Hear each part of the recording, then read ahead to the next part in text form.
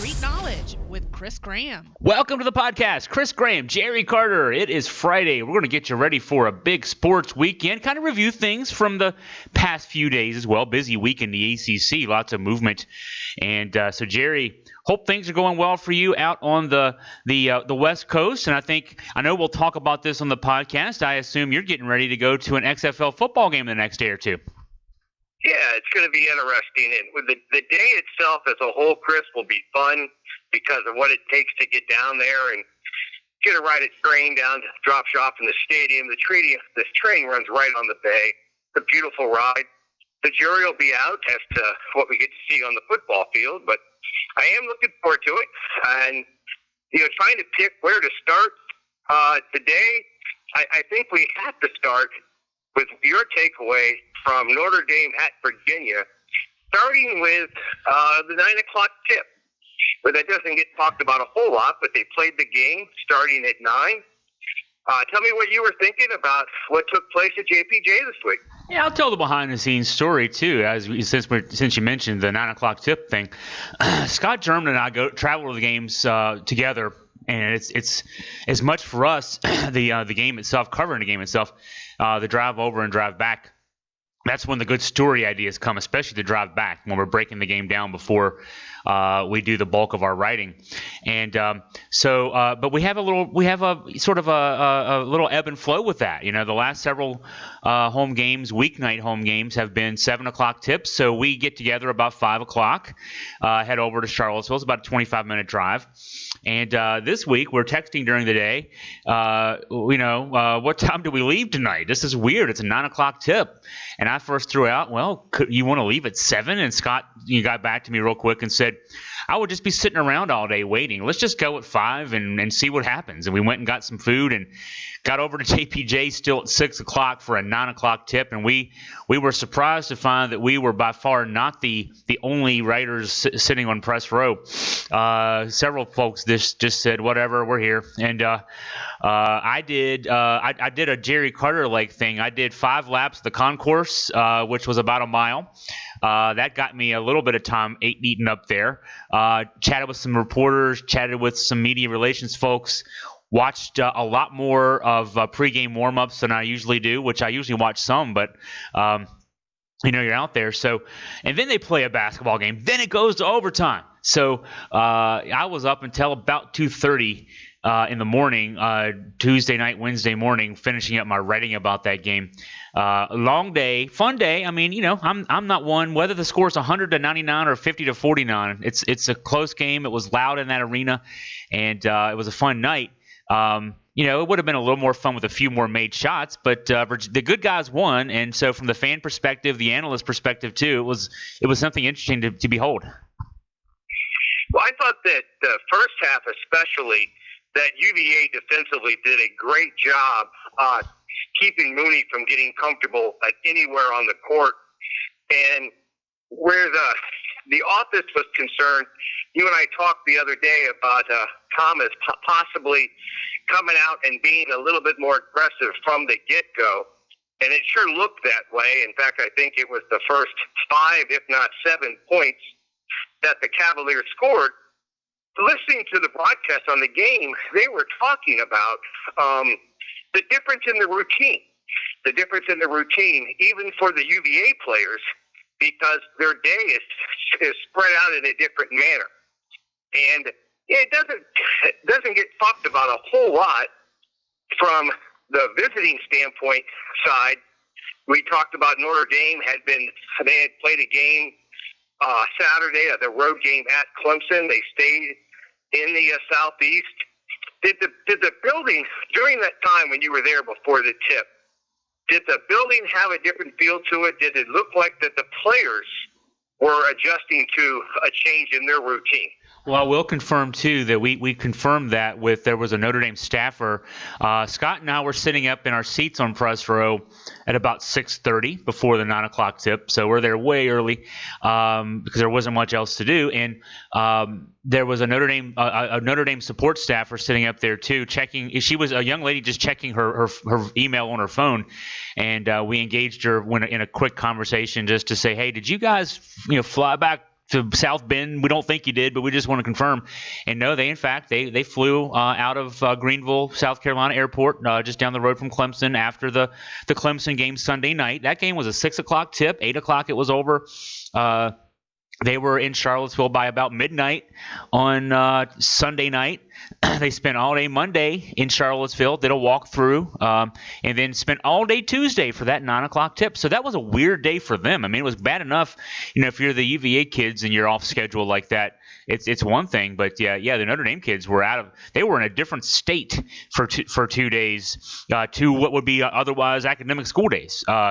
And so odd for them. But, I talked about when I walked the concourse and I was kind of looking down to see the guys warming up. I noticed one thing, and I'll point out that Casey Morsell, I've talked a lot about Morsell's shooting woes. Shooting percentages are way down from what you'd expect, and I've often made the observation, I'm not sure if I've made it on this podcast, but my feeling is, as someone who, I've got a background in a little bit of background in basketball. I'm, whatever value it's worth, I was the intramural free throw shooting champion at UVA when I was a fourth year student there. I couldn't do much else on the court, but I could shoot the ball. And my assessment as a whatever shooting guru I might be, based on my background there, my assessment of his shot is it's just too flat. His follow through is fine. I mean, in fact, his follow through is nice. His shots are almost always directly on line, but because of the lack of trajectory of it, they've got to be perfect.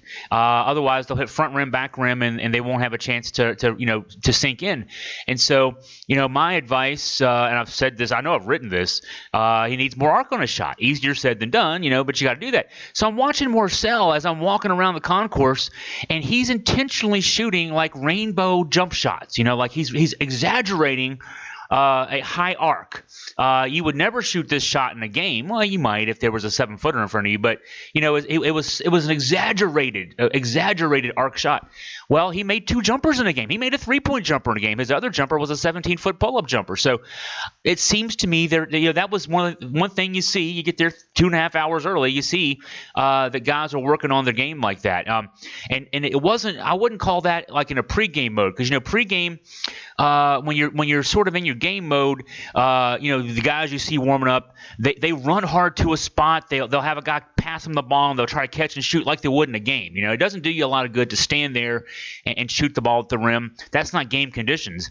And so that's what we had was, Morsell was out there warming up well.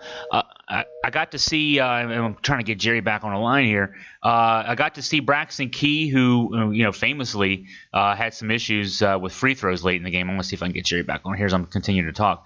But yeah, you see that kind of thing when you get there early. If you're there early, another funny thing was seeing Francisco Cafaro. And Cafaro out. Actually, Cafaro, if he'll ever do this, he can shoot. He's got range out to 3-point line. So I got to see a lot of things you wouldn't normally see. And seeing guys work was interesting to kind of get a glimpse at that. Chris, just one last note on that part of the conversation. Again, trying to confirm, the announcers were talking about that UVA, with the tip being at 9, had to shift their schedule as well.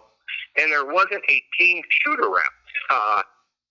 Trying to, I guess the thought process was to try to make sure they had enough fuel in the tank come 9 o'clock. Was there any conversation about Tony making the adjustment as to how the team led up to the game itself? I didn't see or hear any discussion of that, and by the time we were there, guys were out warming up on their own anyway. So whether there was a formal shoot around or, I mentioned I saw Morsell, I saw Francisco Cafaro, I saw Key.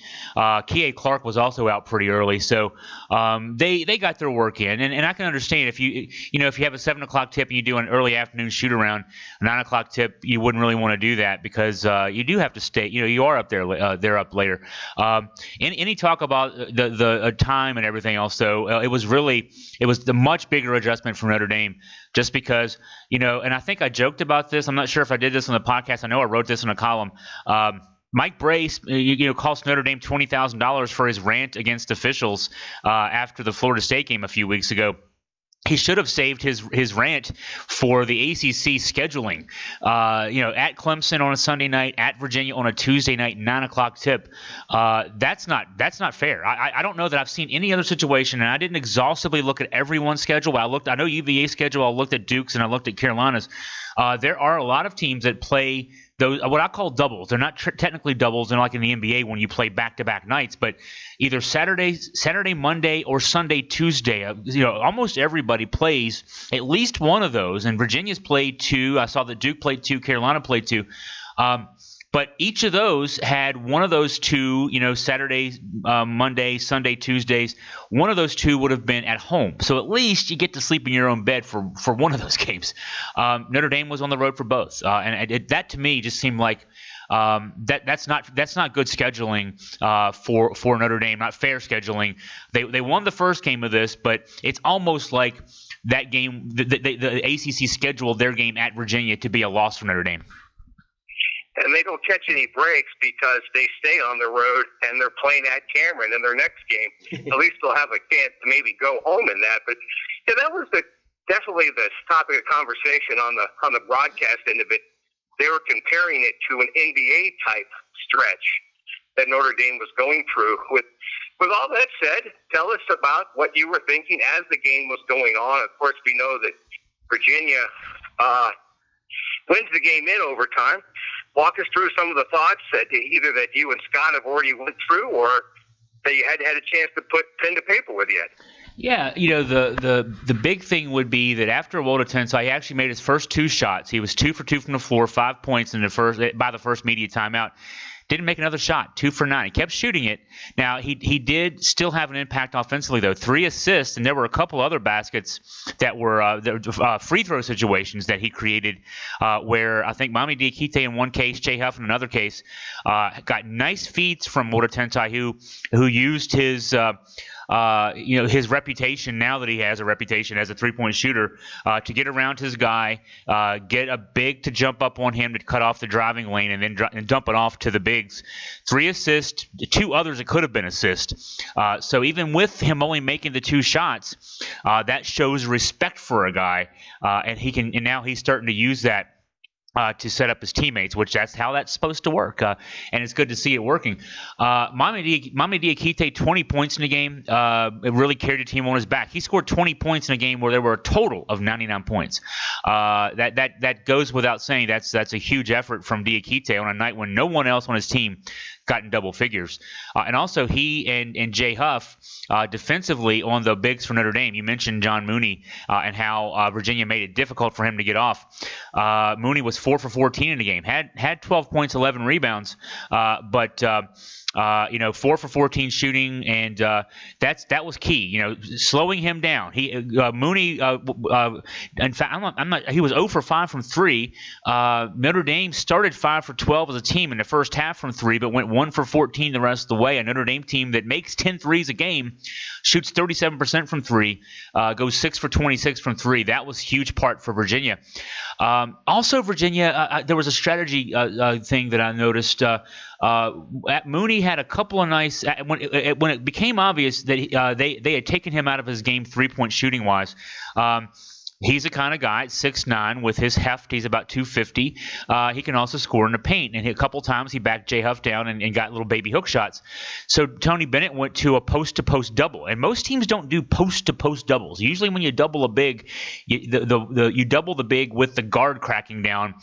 And so you have a guard and a big doubling the post guy. But Tony likes to use the post-to-post double. So he would, if Huff was guarding Mooney, he would that post-to-post double means that Diakite runs across the floor and takes the lane away. And essentially what that did was, so they'd already neutralized Mooney from his outside shooting standpoint. With those post doubles, they took away his inside game. He had to get rid of the ball. And Virginia then, what that does to Virginia defensively is they have to scramble to recover. If the big gets rid of the ball, you've got to jump back and make sure you cover the guy that's left open. But Virginia really took Notre Dame out of the offense there for a good 6 or 7 minute stretch with those post doubles. Flip side, Mike Bray sprinkled in zone. I thought he could have gone more zone, but Virginia had a nice stretch in the first half. He went zone. That slowed things down. Another nice stretch in the second half, went back to the zone. I wonder why he didn't go more with zone, but the zone was very effective. So nice strategy within, as far as, fans will look at that and say the final score was 50-49 in overtime. These two teams are anemic. They're woeful. Well, one, this is a Notre Dame team that came in averaging 76 points a game, number 2 in the ACC. They had 49 in 45 minutes. It's not because they were suddenly anemic and woeful. It's because Virginia did something to them. And also that Virginia team had just come off its best offensive game of the season in that loss to Louisville. So I would, instead of throwing stones at these two teams and saying that they would just played an awful game, I would say let's give them credit for playing great defense. Yeah, I was thinking the same thing. A lot of times when you're watching a game that's not necessarily high scoring, there is a certain amount of anybody fan base that's going to say, okay, this is going to be a slugfest type defensive thing. But I thought the number of in-game adjustments, and you just hit on the majority of them there, kept this one intriguing all the way through. And again, you could poke fun at the overtime where you play 5 minutes and the score was 3-2. But I promise you this: if you were watching the game, you didn't turn it off. You didn't walk away from it because there was something happening all the way through the game. And I just felt like it's tough in mid-February to talk about something being big, huge, or a must. But I really felt like that it was a game that Virginia really needed to win, and kudos for them getting it done. What was the atmosphere in the building like? It was fever pitch intensity, as if the final score was 100-99. Virginia fans, of course, they know the defense is the name of the game. There were a couple of shot clock violations on Notre Dame in the second half. The crowd went crazy for them. After one of those, Mike Bray called a timeout. He was so frustrated with his team that even though the game, and here's the thing about that game, it never got beyond 5 points. Neither team had a lead of more than 5. In fact, Notre Dame had a 5-point lead early second half. Virginia went on a 10-0 run. They got their 5-point lead. That was it for the entire 45 minutes. That was the one stretch of the game where either team had a 5-point lead, and they both did for brief moments. Mike Bray called a timeout after a shot clock violation, and it was almost like the crowd was so intense after that violation. I think it was as much a momentum timeout as anything, and it's interesting to say that in a game where at that point I think the score was still in the 30s with about 10 minutes to go in the game, but it was the kind of reaction from a crowd that you would hear after an alley-oop dunk that helps your team, to a 16-2 run. And I think the fans in the building knew and certainly the players did. They talked about it after the game. The players who talked with the media talked after the game. Everybody knew it was a must-win game for Virginia. If you fall to 7-6, you're really behind the 8 ball. If you're 7-6 in the ACC, you're really behind the 8 ball. There'd have been a big logjam at 7-6 because Notre Dame would have jumped up to that. NC State, after their rally and win late at Syracuse, those two teams are at 7-6 in the ACC. So, big important game for Virginia to win, just to have a little bit of breathing room right now in the ACC, and also looking ahead to possible NCAA bursts too. So everybody was aware of that, and as a result, it was very exciting. The last couple possessions for Virginia and for Notre Dame in the overtime also for a 3-2 overtime. That was about as exciting an overtime as you'll see. Well, we had talked about back on Monday that there was basically 5 teams in the middle, below the 3, above the 7, and the schedule actually played it out to where 4 of those 5 teams were facing each other, and both games turned out to be very competitive games. I was a little bit surprised that Syracuse dropped the one that they did, but it sets the table going forward. Chris, one of the things I was looking at, and again, not a huge bracketology kind of guy, but I think we're far enough into the season where we could take a look at it as a whole and say, for you to be able to say, what are these people thinking as far as their chances of going to the postseason? And if we start at the bottom on the men's side, you've got UNC at 3-10, 10-14. Is there anything short of winning the ACC tournament that would help North Carolina? Yeah, no. Even if they were to win out at this stage, they would be 10-10 in the ACC. They'd be 17-14. I mean, if they win out, they've still got to win. They've at least got to get to the final of the ACC tournament, and I think even then, I mean, it could be tough. So, the ACC tournament or bust for North Carolina, and what that probably means for them, realistically, they're playing on Tuesday in Greensboro, so that would mean 5 wins. That's not happening. And the next one on the list is Wake Forest, who they're feeling pretty good down in Winston-Salem after taking out some frustration on North Carolina. Chris, you've got them at 4-10, 11-13. I want to ask you this one, a two-part question. What do they have to do and to go to the NCAA? The second half is, what do they have to do to protect Danny Manning? They'd have to win the ACC tournament to go to the NCAA. Danny Manning is probably safe just because his contract extension he signed a couple of years ago, 3 years ago, is still too expensive for Wake to buy him out of. So, I think that they've saddled themselves with Danny Manning. I want to see them just for Danny Manning's sake at 11-13. If they can get above 500 and stay there after the ACC tournament, whatever loss they have in the ACC tournament, I'd like to see them get a chance at an NIT bid or some sort of postseason bid. One of those lesser tournaments, perhaps. Just to have something to build on. But, yeah, Manning is safe, but not for good reasons, and there's no way they make the big tournament unless they win the ACC tournament. Okay, so the next one up in the group would be Miami. You have Miami at 4-10, 12-12, and, man, do they run hot and cold. But they had another strong game this week. But with them at 4-10, 12-12, what does Larinaga have to do? They're going to go to the NIT if they can stay above 500. They're another team at 4-10. They're not an NCAA tournament. There's no resume for them for any kind of at-large bid. Another that could win out and still have to play their way in. So I would the sights should be set on an NIT bid at Miami. Okay. Virginia Tech is sitting at 5-8. Chris, 14-10. Your thoughts for Coach Young? They're interesting. Let's see. I want to pull their schedule up here real quick.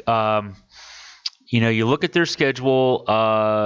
They got Pitt and Miami at home the next 2 games. Both, if you're thinking at all still about NCAA tournament at-large possibilities for this program, those are both must-wins. Pitt and Miami, and it's not, Pitt's playing well, so it's not like that's going to be easy. And Miami, like you said, they're hot and cold. Then it's Duke, Virginia, Louisville for 3 straight. So they're 5-8 in the ACC right now. They've got to win Pitt and Miami to be 7-8, and they've got to steal away at least one of those next 3. And if they have Virginia at home in that group, they're at Duke, at Louisville. Then they finished up Clemson, Notre Dame. I look at that, and it's hard for me to think that there's more than 3 wins in that group for them. If they win 3, they're 8-12 in the ACC. It's a good season, a much better season than you expect out of Virginia Tech basketball. But realistically, they're thinking NIT at this stage. I mean, they're not thinking that, but you've got to be thinking NIT for Virginia Tech at this stage. Hey, Chris, the next group is a 4-way tie at 6-8. So I'm not giving them to you in any particular order. But the up and down Boston College team, Chris, is 6-8, 12-13, and they've got a couple of real ugly losses, unexplainable type losses on their slate. So what are you thinking for the Eagles? Yeah, their power ranking is so low that they'd have to win out as well, even at 6-8. They've got some nice wins, Virginia Tech and Virginia, and they've got another chance to win. They got Virginia on the road. But yeah, those ugly early season losses, their net ranking, their other power rankings are way below. In fact, they're by far the lowest in the ACC. No chance at all for an at-large bid for BC, unfortunately. Georgia Tech coming off of a big night down in Atlanta, which they played really well down there when they were hosting Duke. This time they were hosting Louisville, and they actually got the job done, folding Jordan Orr. I think it was 2 points on 1 of 6 shooting. So Georgia Tech, Chris, is 6-8, 12-13. Well, now, if I understand this right, and I didn't know this until the other night, Scott German and I, one of our drives back from a game, we were talking about Georgia Tech. I think the word on Georgia Tech is they have a postseason ban this year. And so they're not even going to be in the ACC tournament. In fact, the ACC tournament is one game less because of that. The Tuesday session will only be 2 games. In fact, I just pulled this up now. So Georgia Tech, and it's kind of sad. I mean, now their record doesn't indicate this. Their record at just 12-13, but that win over Louisville the other night, like you talked about, and they played Louisville tough in the Yum Center. They played Virginia tough at home. Georgia Tech did. Their resume would not suggest NCAA at-large possibilities, but they would have been an interesting out in Greensboro, and at 12-13 they could have played their way into an NIT. But yeah, I think that it looks that's not going to happen for them this year, because they basically are trying to get ahead of possible stronger NCAA sanctions with these sort of self-imposed things from earlier this year. So that's going to be another year where there'll be one less team in the tournament. I think that happened once or twice in the past few years since they expanded to 15. In my head, I seem to remember it being an issue with Syracuse one year and possibly Louisville another year. Syracuse in 2015 and Louisville in 2016. Yeah, back-to-back years, yeah. Right. Hey, the next one going up the list, the final of the 6 and 8 teams. Actually, there's 2 more. You got Clemson at 6-8 and 12-12, and Chris, I think they're the same thing as Boston College. It's which team's going to show up. They've had some impressive games, then they've had some head scratchers. Their most recent game was a thorough beating of an improving Pitt team. I think they won that one by 20. They got a win against Duke. So it's 6-8, 12-12. What is Brad Royale thinking he has to get done? He's another that will have to win the ACC tournament. That's becoming a common refrain here as we're talking through this. But at 12-12, you mentioned they do have one nice win, but it was a home win over Duke. So that's a great win, but it's a home win, so it's not quite as valued as a top road win would be. And you look at their record at 12-12 right now, 6-8 in the ACC. I mean, if they get hot and win 6 straight.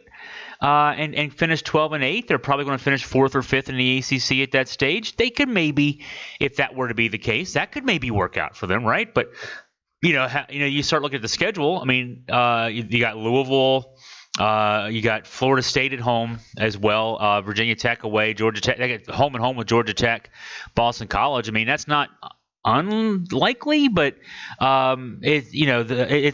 because they've been Jekyll and Hyde from game to game, it's hard to imagine this Clemson team putting it together to win 6 straight. So I mean, win 6 straight.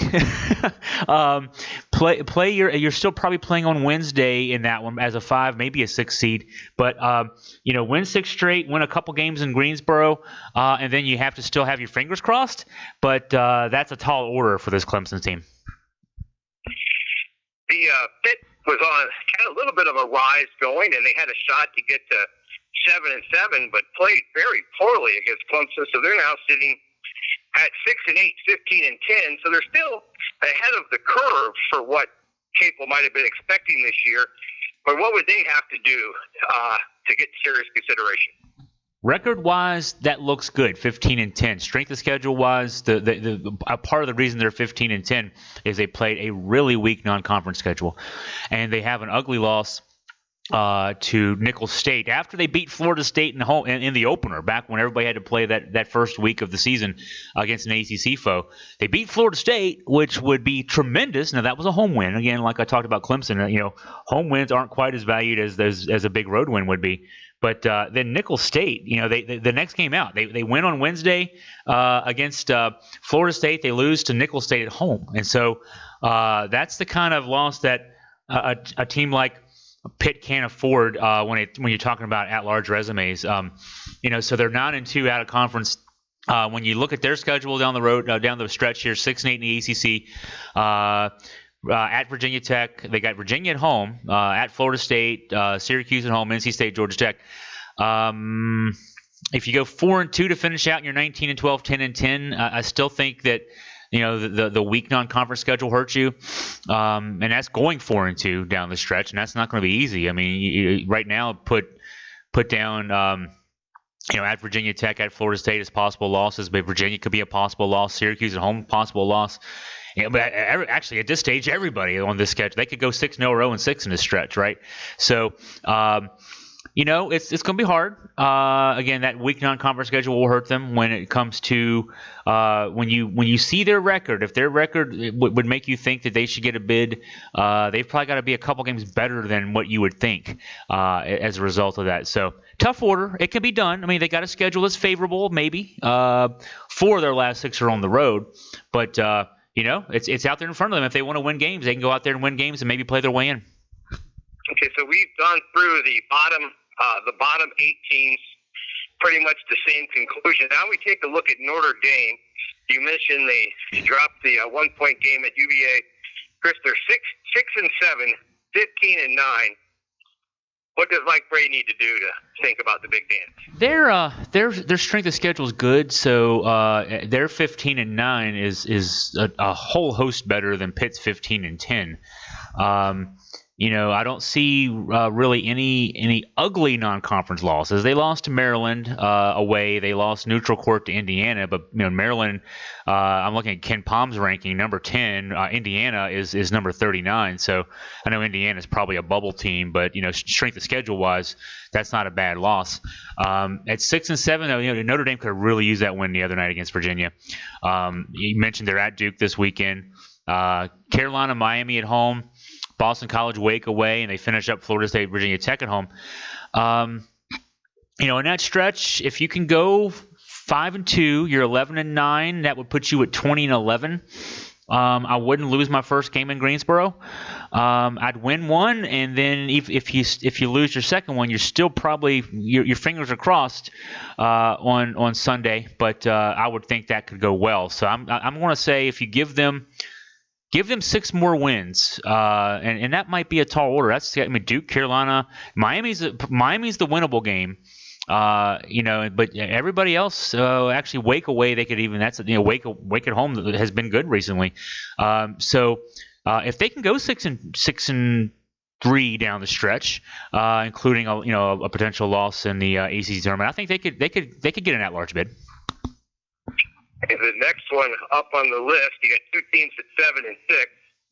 Syracuse, Chris, at 7-6, 14-10. What's Boeheim thinking at this point? I haven't seen the latest. Elijah Hughes missed that game the other night, the late loss to NC State. Of course, I wasn't watching that game, but read afterwards. Elijah Hughes. I'll click on a story here real quick. He injured himself during warm-ups, and Jim Boeheim said in his 44 years as a head coach, he'd never seen a guy get injured during warm-ups, but he tweaked something during warm-ups.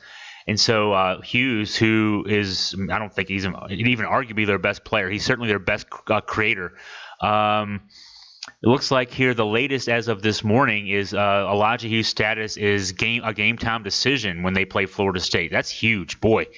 It's hard enough to beat Florida State when you're full strength, the way Florida State has been this year, and you're at Florida State in this case. You don't have Elijah Hughes, that's going to be really ugly. Their next 2 are Florida State, Louisville, both on the road.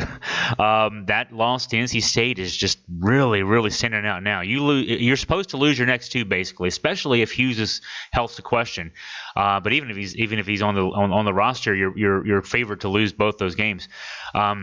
Georgia Tech at home, Pitt away, Carolina at home, Boston College away, Miami away. So wow, they finished up with 5 of 7 on the road. It's tough. It's going to be tough for them if they lose their next 2. they are probably on the wrong side. Even if they can somehow rally down the stretch, those last 5 being Georgia Tech, Pitt, Carolina, Boston College, Miami. You lose your next 2, you're 7 and 8. You're going to have to probably run the table to get yourself back on the right side of the bubble. So crucial next couple of weeks. The health of Elijah Hughes being a wild card here. Chris, the next team is probably, through my eyes, the biggest question mark of them all. We talk about Boston College and Clemson being up and down. Miami has been up and down. NC State also has been kind of all over the place. Now they're sitting there at 7-6.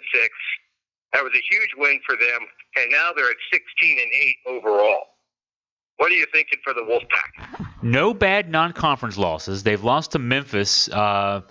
Memphis, actually, that'd be the worst non-conference loss you want to say, 64th in the Ken Palm, but Memphis is looking like well, they're a bubble team themselves. Also lost at Auburn in a close game, lost by 6 at Auburn. Auburn's going to be a top 1 or 2 or 3 seed, depending on how things finish out for them. You mentioned ACC. I mean, they had that 3-game losing streak recently, and those are tough, especially when one of those is North Carolina without Cole Anthony right before he came back. They've won 2 straight since, including that comeback win over Louisville. That was a nice closeout, 15-6 closeout in that one to finish that one out. 7-6. I'm looking at their schedule here. You got your next one's Boston College on the road. That'll be tougher. I mean, it's a win. It's a game they should win, but it's in Chestnut Hill, and they've beaten Virginia there, and I think played Duke tough at Boston College. Then NC State has Duke at home, Florida State at home. You got to split those, in my opinion. If you can be 2-1 after the first 3 you've got, that's going to be great. That's going to be tough. I mean, I'm talking about splitting Duke and Florida State, but you're going to have to split one of those split those 2. On the road at Carolina, who you lost to at home, home against Pitt, away at Duke, and then home finale with Wake Forest. So you look at this, of their next 7 games. You got 2 with Duke. You got Florida State. You're at Carolina and at Boston College. I mean, this is going to be tough. I think 4-3 down the stretch here. That puts them at 20 wins. You're going to be playing on Wednesday in Greensboro. You're probably going to have to win a game there. You're going to have to win your Wednesday game, and you might have to win Thursday. And then, even then, if you're playing Friday night, I think you're probably good. If you're NC State and you've done all those other things I said you do, you're probably at 22 wins at that stage. But boy, if they hiccup a little bit, if they finish 10-10, I think they may have to win in Greensboro. That takes us to the top 4, and all throughout the broadcast Tuesday, this week's flavor is 4N. Starting at number 4, you got UVA at 8-5, 16-7. What do the Cavaliers need to do? I've said all along, I think it's imperative that they stay in that 4th spot and get the 2 days off in Greensboro. But what do you see going out that Tony and the crew need to do? I think they need to win 4 at least. Magic. I've been saying for a while the magic number for them is 12 in the ACC. Where they are in terms of Ken Palm, other than net rankings, everything else. If they're 20-10 at the end of the regular season, they're in good shape. But they're probably at that stage, they might be as low as a 10 seed. But then again, you're still in. It doesn't matter. That's seeding doesn't mean anything. When you look at the schedule down the stretch here, the next 2 are pretty crucial, I think. At Carolina, you beat Carolina at home. They got Cole Anthony back. Which Carolina team shows up will be interesting. The team that played Duke and should have beaten Duke, but couldn't hold the lead, ran out of gas at the end, and then they played abysmally at Wake Forest. You have to wonder if Carolina sort of their last stand was the Duke game. If they had won the Duke game, that may have propelled Carolina to a chance at a late season run. But when they lost that game, maybe they were going to give up. There was 2 avenues of thought there. At least for 40 minutes in Winston-Salem, they kind of gave up. So Virginia's got to go out there to Chapel Hill. And kind of take control early and put that one away. Yeah, Carolina, Boston College, Pitt. Carolina and Pitt in this stretch are on the road. But if you can go 2-1 in those, if you can go 3-0, if you can be 11-5, you got Virginia Tech on the road thereafter. Of your next 4, 3 on the road, but all 4 are winnable. If you can go 3-1 in that stretch, you're 11-6. You're feeling pretty good because you finish up then with Duke, Miami, Louisville. The Miami game on the road is imperative. You've been to a Miami game on the road late season with a good Virginia team, and that environment can be really tough. There's nobody at the games. There's no energy from the crowd. You got to credit yourself. And a Virginia team a few years ago couldn't perform in that environment. But that bookends, or that's the sandwich, I guess, of the 2 pieces of bread. Duke and Louisville both at home. I think 4-3 is very doable. I think 5-2 is doable in this stretch for Virginia. 5-2. You finish 21-9 if that's the case. 13-7 in the ACC. We're not talking about bubble here. We're talking about a 5 or a 6 seed for this UVA team. So I think that's very doable for this Virginia team. But you got to get out there Saturday night, another late game against a team in North Carolina. If there is a last stand for North Carolina, it's this game. Carolina's season, the writing's on the wall. Their season is pretty much over whenever they lose in Greensboro. The Duke game was a game they can get up for, and it's a rivalry game. And if there's another rival for Carolina in the ACC, it's definitely Virginia. All those great games dating back to the 80s and the Dean Smith and Terry Holland and Ralph Sampson, Michael Jordan years. The fan base gets up for it. I'm sure the kids get up for it. Virginia's biggest win last year until the April 8th game in the national championship, their biggest win before that was the game at Carolina, the Chapel Hill win that really propelled them down the stretch late in the season. So it's a huge game. Virginia's got to win it. If they can win that, I think that they're in great shape. Yeah, I would agree with you there. I think that the 2 games that North Carolina played recently were as Jekyll and Hyde as you're going to get. If UVA can take care of things down in Chapel Hill, it's going to have them going in the right direction for sure. Chris, the top 3, instead of asking what do they have to do, are we going to just assume that they're in at this point, being that they all have 20 wins, they're all in double figures in the ACC in wins? Is there any chance any of these 3 teams could play their way out of the tournament? I mean, if somebody got hurt and they would lose a bunch of games in a row, even then, I'm not sure that that's possible. And I don't think you can foresee that. Florida State is immune, I think, to one guy getting hurt, hurting their chances. Duke probably too. This Duke team, unlike last year's Duke team, which played 6 guys for the most part, this Duke team is deeper. They play 8 or 9 guys, and so. Unless it was Trey Jones, and even then, they're going to still be in the tournament. I think what we're talking about with each of these 3 in Louisville too, instead of talking about what their chances are to get in the tournament, it's more about what their chances are to win the tournament. I am not sure I see in any of these 3 a national champion. I hate to say that. I'm an ACC guy. I'm a UVA guy first. I'm an ACC guy second. And I'm not sure. Louisville, I had worries about from an ACC perspective because of a few of their recent results, and then they lose to Georgia Tech, an under 500 Georgia Tech team. But that wasn't a fluke. Georgia Tech played them well in the Yum Center a couple weeks back. Wake had the big lead on them. They gave up all the points to Virginia. You start looking at this. There's a lot of close wins for this Louisville team. They're not their record would suggest dominance, 21-4, 12-2 in the ACC, but they're not a dominant good team. I kind of feel the same way about Duke, and I honestly about Florida State. Good teams. These are all good teams. These are all Sweet 16 teams, maybe Elite 8 teams. I don't see a Final Four team in this mix, and I certainly don't see a national champion in this mix this year. Okay, the last question concerning in and out, where Virginia is concerned. And you can answer this in 2-part if you'd like.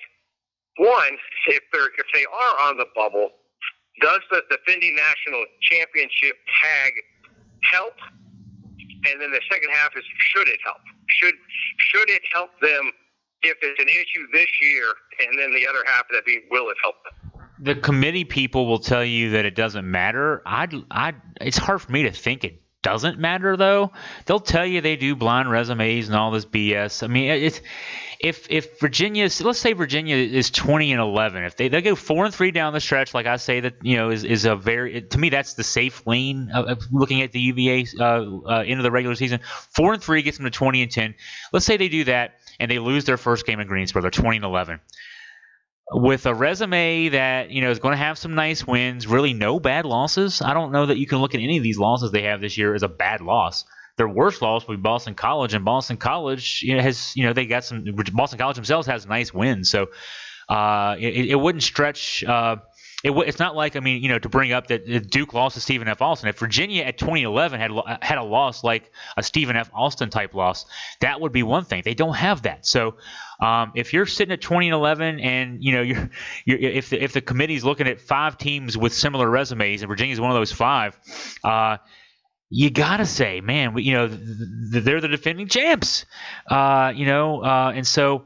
They might make them play in the first 4, which would be interesting, but because anybody plays in the first 4, it's a tough road to hoe. But I don't know that it should, but it's hard for me to imagine that it doesn't. I see. That's exactly what I'm thinking. There is that somebody can tell me it doesn't matter, but I can't see it not mattering. And hopefully it won't come down to that. Hopefully that'll be a non-thought process. Chris, we've spent a lot of time comparing, this year's teams to teams in the past and talking about how they're just not as talented. I want to take a quick look. The general consensus has been that Jordan Norris is the player of the year in the ACC, and I can never remember a year where the best player in the ACC scored 2 points in a game. I'm just not sure what happened down there. I'll be honest, I did not watch that one. I didn't have a chance to watch that one. I just was stunned that he had 2 points on 1 of 6 shooting down in Atlanta. It's quick to say the teams aren't as good. Is it safe to say that goes as far as whoever's going to be the player of the year? I agree with you. It's hard. It's hard. It's hard to, Nwora can be hot and cold like that. It's tough. I'm not usually one who pays too much attention to player of the year. And it's certainly this year, maybe because none of the Virginia kids are going to be anywhere close to that. But I guess I have a vote for it, so I should be thinking about it. Player of the year it depends on your level of. It's subjective to everybody. I am one. I'll go one way or the other on this. If best player, or the guy who means the most to his team, or the guy who steps up most in big games. Right now, Trey Jones, what he did at the end of that North Carolina game would have me thinking that way. But there's still a lot. There's still a third of the season to go. Nwora disappearing can be an issue. That's a concern. So you can tell I'm struggling with this because it's such a subjective award in my opinion. And 2 points on 1 of 6 shooting, and I noticed I didn't watch that game from start to finish, the Georgia Tech game the other night, but I noticed he was out. He was out of the lineup late in the game. He only played 24 minutes, and he only had 2 fouls. So. Whatever was going on there, punishment or whatever. Since I didn't watch the earlier parts of that game, it's hard for me to tell what was going on there. But if the coach doesn't have you on the floor, that's probably a sign of something too. I am on the Duke team. If I'm giving it to anybody, it would probably be Trey Jones. Just because I think when I look at Vernon Carey, stats being what they are. I sometimes wonder if Duke isn't better in some games with him on the bench. I look at the end of the Carolina game, he fouls out. That's when Duke makes the big rally because they spread the floor and let Trey Jones take over. I think back to the win in Blacksburg back in December. Carey was ineffective. Coach K takes him out of the game, and Duke turns a 7-point deficit into, I think, a 15-point win. His numbers are great. The kid looks great, but sometimes, not all the time. I'm not going to say bench Vernon Carey and Duke will be better every game, but there are too many important times when he's a detriment on the floor.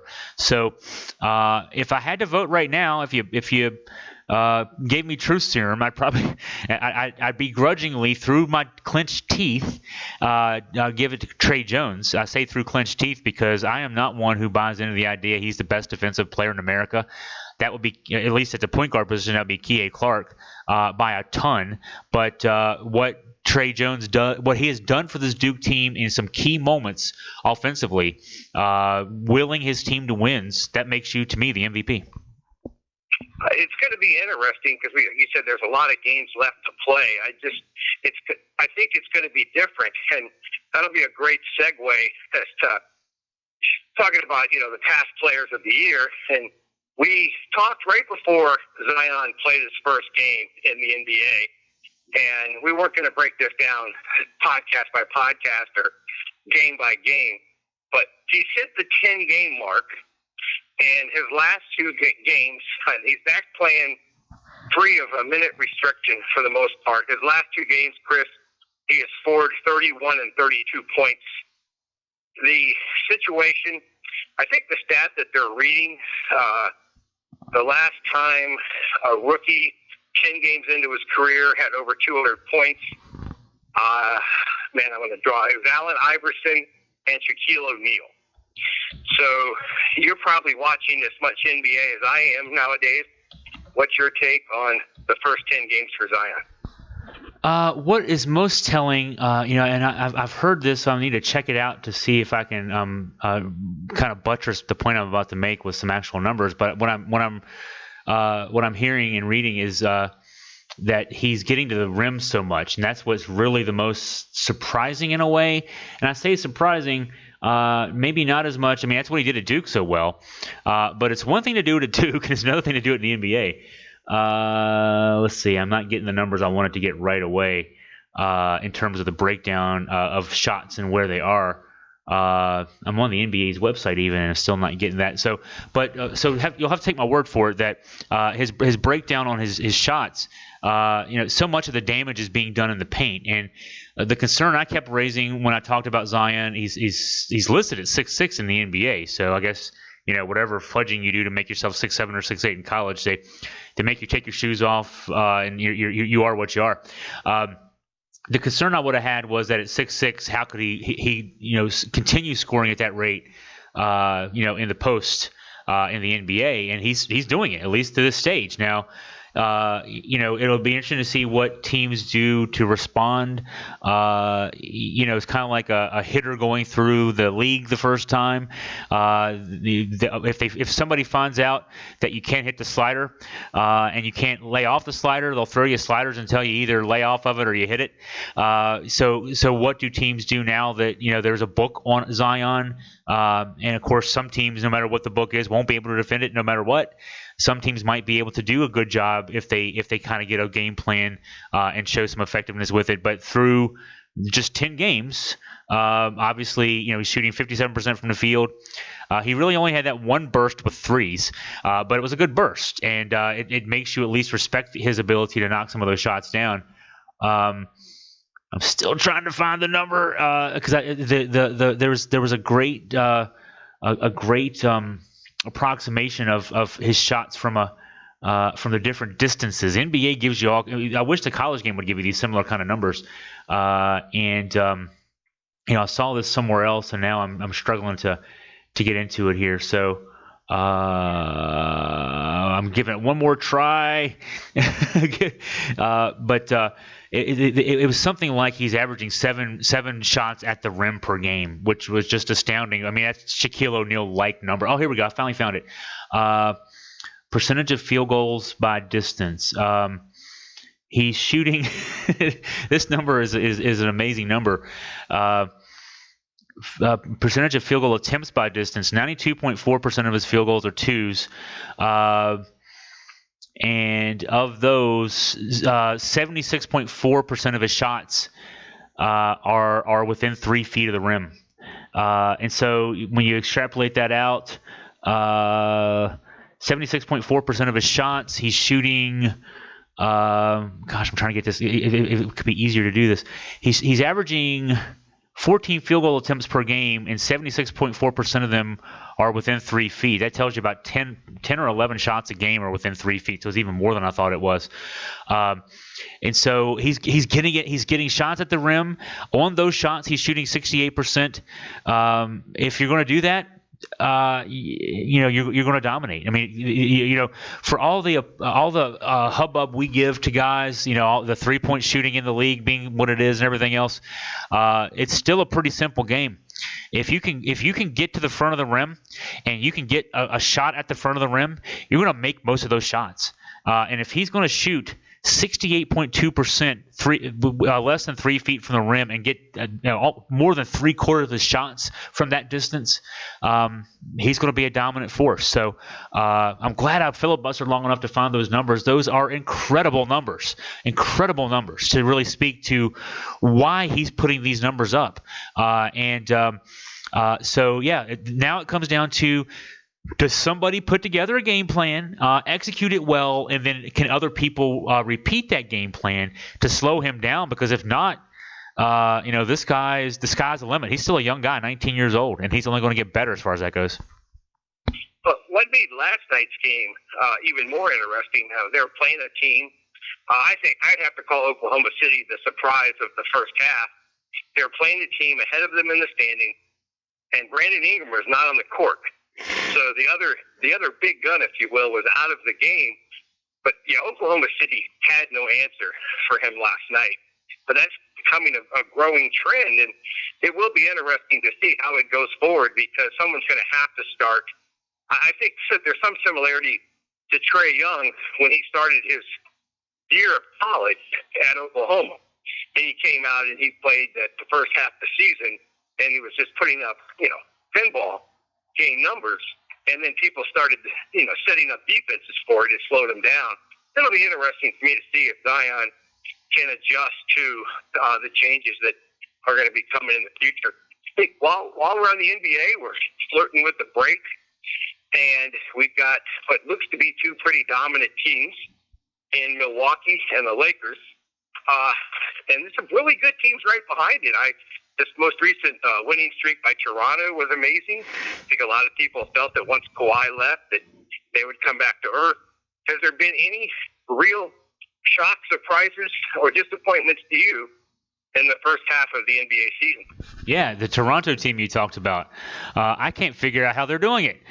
They lose Kawhi Leonard, and they actually have a better record, at least at this stage, than they did last year when they had Kawhi. Now, Kawhi was load managing sometimes, but that would mean if he was going through his load management, that would just mean that the 20 games he missed last year was this year's Raptors. So, and they're 40-15, and I really can't look at that team and tell you how they're doing that. I don't think there would be anybody who would be honest at this stage, who would tell you that they thought that this team would be doing what it's doing without Kawhi Leonard. But Pascal Siakam has really emerged as a go-to guy in his own right, and maybe it's one of those things. I was getting ready to say, Jerry, about your point that Zion last night had the game he had with Brandon Ingram off the floor.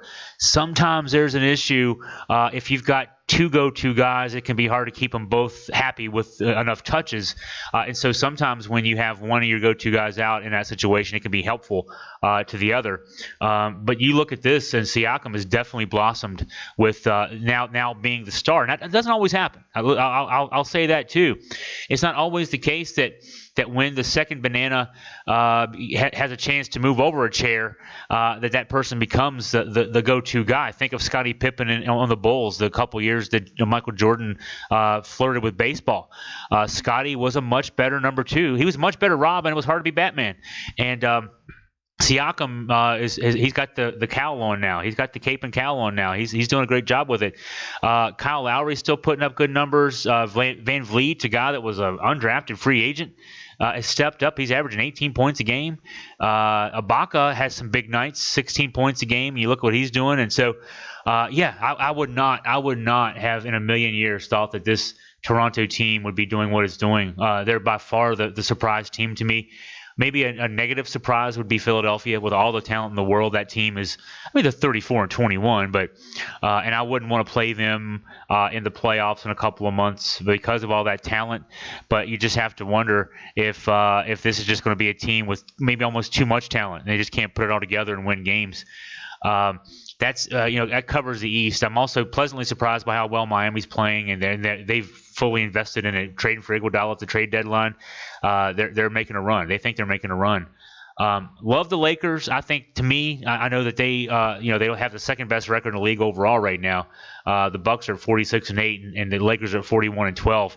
I would have the Lakers in a head-to-head matchup in the finals. I would have the Lakers the favorite, in my opinion. I don't know how the Bucks can account for both LeBron and Anthony Davis. So I would look at the Lakers as the favorite in that situation, but of course that's still way down the road. Denver's a nice surprise. The Clippers a surprise only in that they've got the talent that Toronto didn't think it had going into the season, and they've got a worse record. They're 37-18. Hard to be too upset about that, but I don't think they're playing up to expectations.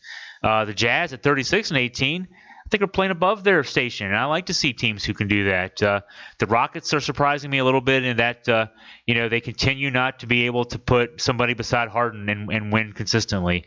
I wouldn't want to play them in the playoffs in a 7-game series, just like I said about some other teams, because Harden in a 7-game series, he can wear you out. But I don't know that team is going to make a lot of noise in the playoffs this year yet again.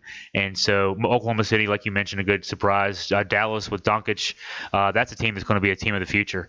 And they're 33-22 and right now 7th in the West. It tells you the depth of the West.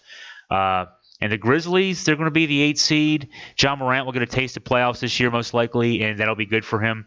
And as that franchise builds towards the future. Memphis has been on quite a roll, and there's 3 teams now in the league that have 3 or more Duke players on there. And with that trade with Miami, Memphis came out ahead in that because Iggy had never played for them, so they were actually getting out Winslow, who's having his best statistical year when he's healthy. That's going to be the big issue. But Winslow coming there, and they didn't have to give up a player to get him. But where Morant's concerned, and Brooks from Oregon is playing at another level. And Memphis has had that 8 seed, Chris, for a while. But now, with their latest run, they have the 8 seed at 2 games over 500, where the 7th and the 8th seed in the East, again, is going to possibly be a team with a losing record. But it ought to be fun. It ought to be fun going forward.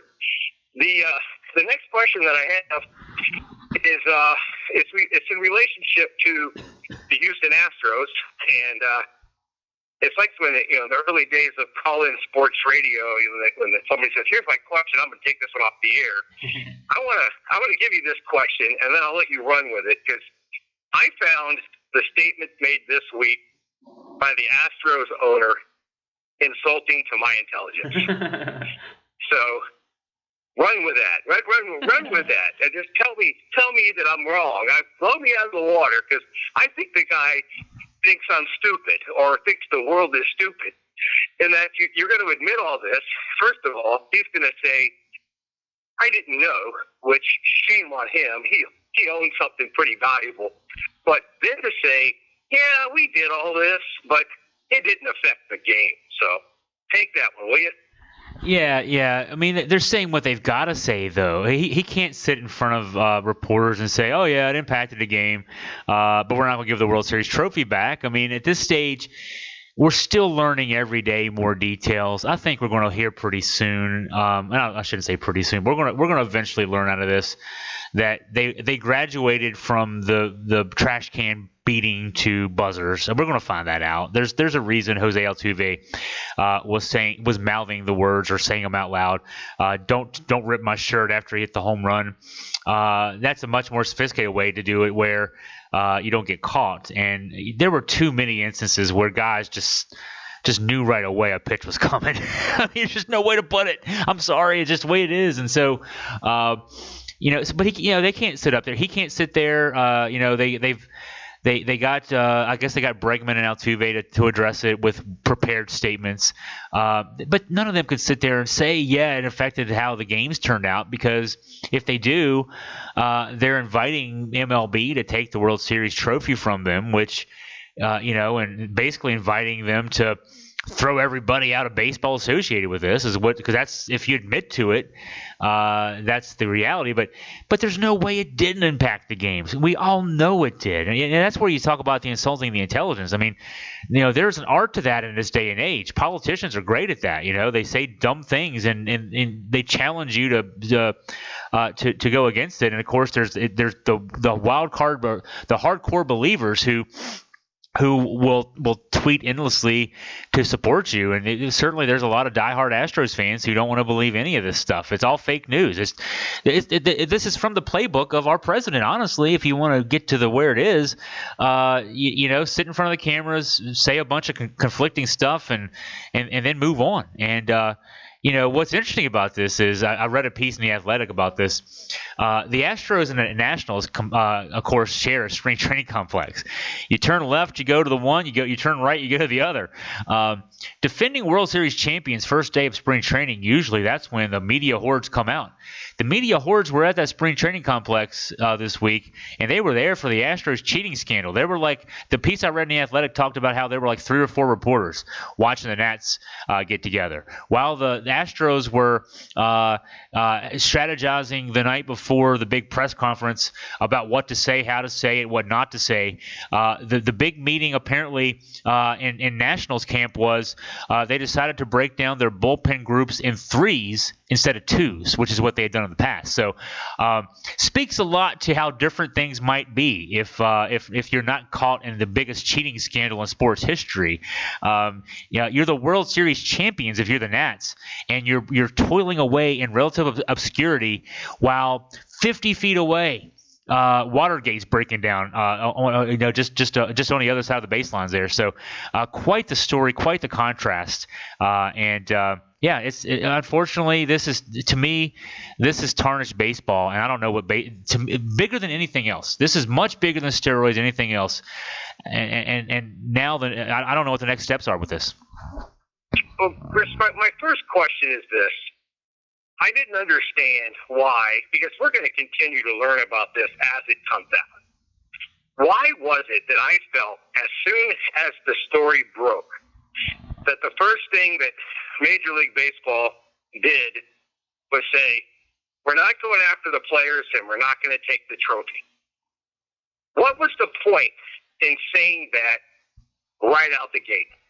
Well, I mean, I've understood that the punishment for this is actually the MLBPA, the players' union. It's just part of the collective bargaining agreement that was negotiated most recently between the owners and the players. That this kind of thing isn't punishable by MLB. It's an oversight that I'm sure will be addressed in the next CBA. That's an understanding. I've not read the provisions to know that myself. I've just having read other the sports law bloggers who've made that point. So it's cop out, but it is what it is.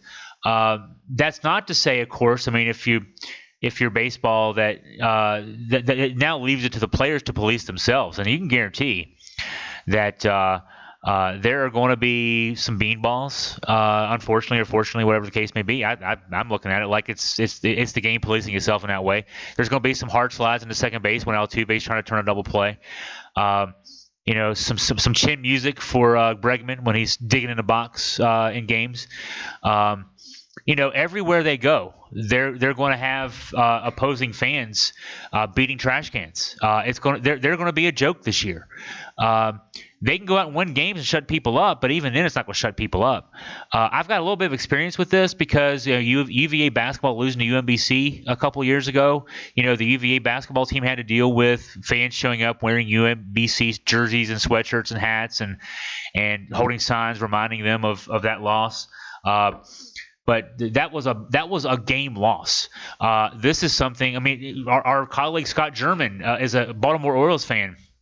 He bought a mini season ticket package. He insisted that the season ticket package include the Astros series because he wants to take a trash can and beat on it for 3 days. So fans are going to do that. it's not going to be pleasant for them. But that said, baseball is looking at this. Baseball is trying to circle the wagons. This is a scandal that we know the Astros are involved.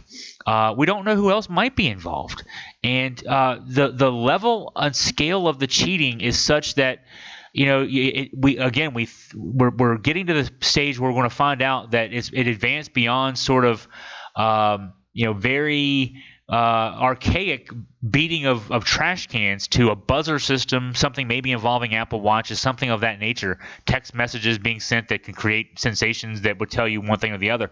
The integrity of the game is at risk here. And so baseball's trying to figure out a way to minimize this. It's never been done where a championship's been taken away.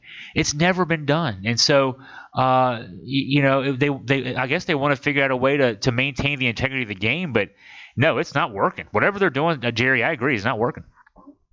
Well, let's take a look at there's two more points on this topic here. Now, one, you just experienced the 2019 World Series. And let's pretend for a minute that the team you're pulling for loses Game 7, and this story comes out. Yeah. In other words, the pain that people are feeling who got knocked out in 2017, both in the ALCS and the World Series. If, as a pretty diehard Nats fan, if you guys had lost the 2019 series and found this out, can you tap into that imaginary scenario and tell me the level of aggravation you feel about it? Yeah, I guess so. I mean, I'd be just as frustrated as Aroldis Chapman is that he's the guy who gave up the game-winning homer, the ALCS clinching homer to Altuve. All he can say first day of spring training is that, the effect of, whatever happened. I mean, it's just, I think even at the time, it's interesting. I remember one of my early thoughts, and I wrote a column saying that the Nats saved baseball from itself, because if the Astros had won another series and we're 2 of 3, I mean, you got to think about it. We talked about this during that World Series and the walk up to the series during the series, that the Astros, if they had won, that would have been 2 World Series in 3 years. 3 straight seasons with 100+ wins. You're talking about that Astros team being on the short list of some of the greatest teams of the modern era. That would be a rare accomplishment to win. To have that kind of dominance over a 3-year run. And so you go from that to this now. It's hard for me to think that. I mean, that team in 2017. As talented as it was, as talented as it is, I don't think it stopped in 2017. I don't care what we supposedly know now. It didn't stop in 2017. It was continuing all the way through. They just got more advanced with it, more subtle with it. And so, I don't know that I could say anything more than I'd be pissed. but I would rather think of it this way: the Nats helped MLB. It's already a PR disaster, but it would be to have your reigning world champions. If they were the current defending world champions right now, the Astros, and this cheating scandal would come out. Oh my God! I mean, if it could be worse, it would be 10 times worse right now. Well, the other story I wanted to get your thoughts on, I thought it kind of made sense to me. Is the young man, I apologize, I don't have his name in front of me, that was pitching for Toronto and was pitching against the Astros, and he got shelled, and then immediately after the game, Toronto cut him. And he's now suing Toronto. And I was sitting there and wanting them to, if I got my story right, wanting them to forfeit all of their playoff winnings from that year. So what did you think when you saw that one? I read a blog by Sports Illustrated legal analyst Michael McCann. I've actually interviewed Michael a couple times in the past. It's been a while. He's a law professor who's also a sports nut. He examined the case in his blog, and he wrote that actually there's an interesting legal underpinning to it. He's not just suing, you cheated, I should get money. He cited his lawyers. I'll give the lawyers. It's Mike Bolsinger is the guy's name. His lawyers deserve some credit for the statutes they cite that were violated with the cheating that has been alleged and been documented by MLB. The hard part, though, would be okay. So the legal argument actually seems pretty solid. The hard part would be if it ever got to trial, that you'd have to that would be heard in front of a jury, and a jury of people would look at this and say, all right, so you got cut in 2017 and you haven't been back in the major league since. That was one game. You've had 2.5 years to get back into big leagues. The Astros weren't knocking you down the other 2.5 years. So a solid legal argument, but semantic argument in court, I don't know that he would actually win. And I don't know that a judge wouldn't just throw this out early. Also, I wouldn't be surprised if, to avoid controversy here, that there's not some offer of out-of-court settlement that would include a gag order that would keep us from ever knowing what happened there. So there's a lot that can happen with that. But the moral argument is valid. I mean, as much as the legal argument has some airtightness to it, the moral argument is even stronger. The guy gave up 4 runs. If I remember the numbers right, Bolster gave up 4 runs on 4 hits and 3 walks in a third of an inning, and then he gets sent down. Now, again, he theoretically would have had multiple chances to pitch himself back into the big leagues. But Sean Doolittle, of all people, pointed this out. Doolittle, I follow on Twitter. He's the Nats closer and UVA alum. Doolittle has been very open on his Twitter account over the last few months about this Astros scandal. Before he came to the Nationals in 2017, he was a trade deadline guy in 2017. He pitched for the Oakland A's. He was an all-star closer for the Oakland A's. And he said he's gone back over his games as an Oakland A member against Houston and noticed that his numbers weren't as good as an all-star closer as they were against other teams. And he said, the more he thought about it, I'm kind of paraphrasing here, but he said the more he thought about it, one outing, how one outing can change everything for a pitcher. For a starting pitcher, you start thinking, man, what am I doing wrong? Am I tipping pitches? Is my slider, does it not have the spin that it should have? You go out there in the bullpen next time out and you maybe tweak things and maybe throw things off a little bit. You start losing confidence in yourself, your ability to get guys out. He can only imagine, he said in one of the series of tweets about Bolsinger, here's a guy that was a marginal guy that, he gives up 4 hits and 3 walks and 4 runs in a third of an inning. And probably as important as that he got cut is when he went back to the minor leagues, that he's probably mentally devastated because, when you're out there as a major league player, you're under such pressure to perform in front of a big crowd and in front of the world it feels like watching. And then when you fail that miserably, you turn it inward. And then now, all these years later, it wasn't me. They were cheating. And how many other guys let that get to their head? How many? The point Doolittle was making was how many other seasons were ruined because of that? How many other pitchers doubted themselves and maybe changed their strategies? And pitching coaches would say, use a different set of pitches and how did that impact other games? The next game they pitched against a non-Astros team, how did that affect that game? When you start thinking of it that way, Jerry, it really expands beyond just Astros games. It expands really to the whole league and for seasons since then. So, and this is with one team. We also know the Red Sox are getting investigated.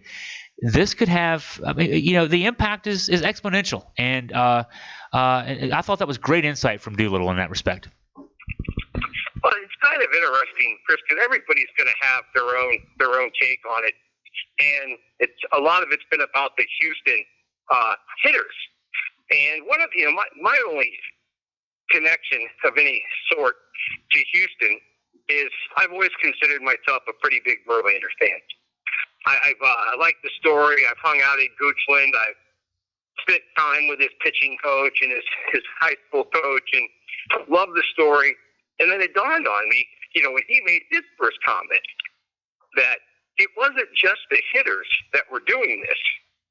The pitchers were all aware of it. And that makes me feel a little bit different about it. It's not like I got a poster up on my wall, but you're sitting here and you're going, okay, the hitters were cheating, but the pitching staff knew. How do you as a pitcher. You're talking about, I guess, the guy that gets the credit for finally blowing the whistle ended up going over to Oakland, and all of a sudden he's the bad guy for having a conscience. And it's one of those things to where I don't think this story is going away, and I don't know that it should. I'm kind of hoping for it to not go away, because I think that it was as wrong as wrong gets. I'm not sure of all of the stories in sports. I'm not sure that we could go back in time and find one that had somebody blatantly cheating the game the way that this one did. Is there a story out there that comes to mind for you? I said earlier about I was comparing the steroid scandal of the 90s and 2000s, and that doesn't even come close to this, because steroids. Okay, so I had a discussion with someone about the steroid scandal from that era. Steroids, people think that you use steroids and now you're a great athlete. No, because if that was the case, everybody out there would just use steroids and we'd all be great athletes. What the steroids can have impact in is two ways. It can make you stronger, and so, but stronger doesn't always equate to better hitter, better pitcher. But stronger can actually be a detriment. If you're a pitcher who throws 94 and all of a sudden you're throwing 97, and you can hit 99 on the gun sometimes, but to do that you have to throw it straighter. You lose your movement on your fastball. That can make you a less effective pitcher. A hitter who gets stronger, you still got to hit something coming at you 90 miles an hour that may break one way or the other, up or down, side, in or out, whatever. And so it can make you stronger. I think actually, to me, from what I know from exercise physiology, to me the bigger aspect of steroids wasn't that it made you stronger and gave you 10 feet more on your fly balls to the outfield, or gave you 3 or 4 miles an hour on your fastball, but it was that steroids also help you recover, and baseball seasons are grueling. 162 games starting in late March now, all the way through the end of September. 6 games a week, sometimes 7 games a week. You're playing in the summertime a lot, in 90-degree weather in Texas, that kind of thing. It can help you recover better, and so the dog months of July and August aren't quite as biting when you're able to use steroids, and so. So I think there was a popular misconception of what steroids did to you in the first place. I don't know that they made you stronger; they just made you more durable. And so, but that said, you still got to go out there. You still got to throw the fastball. You still got to throw a slider. You still got to mix your pitches up. Or if you're a hitter, you still got to hit pitches. It's still a skill sport. A little stronger, a little more durable doesn't help you there. But if you're a hitter and it's a fastball coming, or if it's a changeup coming, or off-speed pitch, let's just say off-speed pitch in general, curveball, slider, changeup coming. If you know that it's going to be mid-90s or it's going to be mid-80s, that is 90% of the battle. Now all you got to do, instead of worrying about whether it's a fastball or a slider or a changeup or a sinker, all you got to worry about is, all right, it's going to be 95. Now I've got to pay attention up, down, in, or out. Whereas if you don't know any of that stuff, you've got to think fastball, slider, changeup, curveball, 95, 85, 75. I mean, there's so many things you got to think about. But if you know 95 or 85, now you could just zone a location, and you don't even have to swing the bat. If you're told it's a changeup, it's not just that you're told it's a changeup and now you hit the ball of the park. If it's a changeup, well, I might just lay off that changeup. I want a fastball. And so, the battle, it makes hitting so much more effective. I don't want to say easier, because hitting is still hard. Even if you know what's coming, it's still hard. If you're a major league hitter, boy, that's such an advantage. And so, no, I don't think there's anything possibly comparable to this. Steroids is a pennies on the dollar compared to this scandal. I will add this, as Case Scott's out there listening. Kudos to you. Take your trash can to the Astros game. I like that. I just, like I said, sometimes, when you hear about it, hey, the Patriots did this, or they might have did this, or, this is something to where, going back in my memory of sports, I don't remember anything that was this blatantly wrong. So I'm kind of hoping that the story keeps going and haunts them throughout the year. Hey, Chris, real quick, Antonio Brown is playing nice now with the Pittsburgh Steelers and Big Ben. My question to you, is there any chance in your mind that there's some kind of reunited bit here that could possibly have Pittsburgh being the team to bring Antonio Brown back to the NFL? I think there is a chance. It's the chance of a snowball surviving hell. I really don't see it. No, and he's trying now. I mean, this is a guy. Gosh, he's saying nice things now because he realizes, oh my God, I am 32 years old now as a wide receiver. I have just completely pissed off the entire football world at me, and the chance of me making the gobs of money I should have made the last couple of years is fleeting as it can be.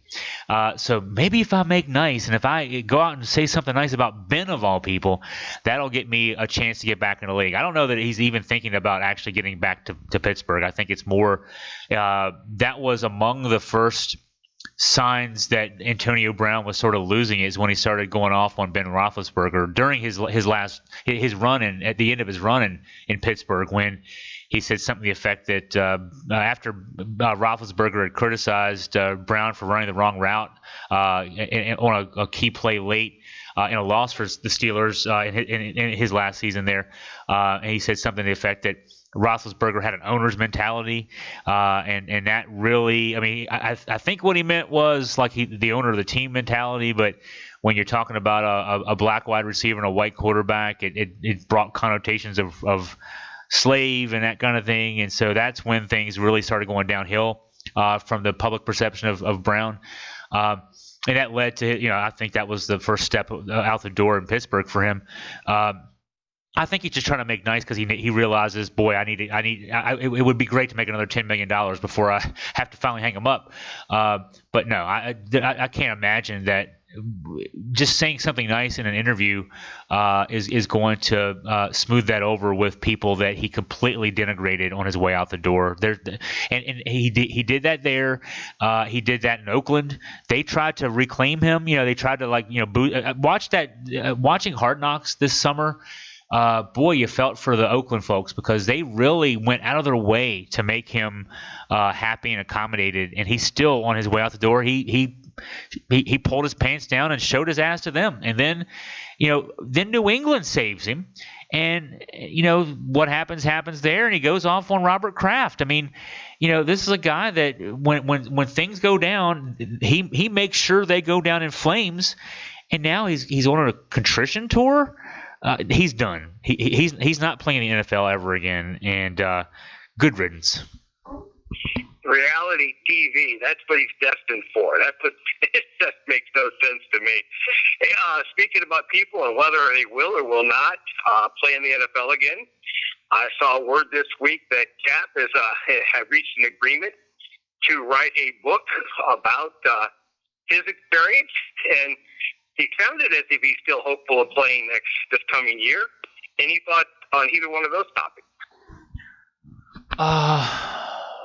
I guess if he's keeping the door open about the NFL, it's probably because he's still trying to figure out a way to stay relevant. I think, though, he's selling himself short by saying that. I think he's far more relevant than just as football player Colin Kaepernick. He's a good football player. He led his team to a Super Bowl once. And very close to winning that Super Bowl. But I think that his value in society, and he'll realize this when he's finally stopped worrying about whether or not he'll play in the NFL, and he finally really retires. He's not retired yet. He hadn't played in a while, but he's not retired yet because he's still keeping in shape, still trying to cling to that dream of playing in the NFL again. But when he finally makes that transition and realizes, I don't need to do anything in football anymore, his value to society is a lot more than just former football player Colin Kaepernick. He's a guy that for a large segment of people will be forever a martyr for a great cause. And so I kind of look at him like I look at for me Chris Long as a post NFL guy. what he's doing with his Water Boys project. Malcolm Brogdon's still in the NBA, but with his Hoops H2O, which is an offshoot of the Water Boys project. And that project, for those listening who maybe don't know the details, that basically they're building wells for communities in Africa that don't have access to fresh water, and they're raising tons of money to be able to do that. They've impacted so many hundreds of thousands of lives already, and are only going to do more of that. To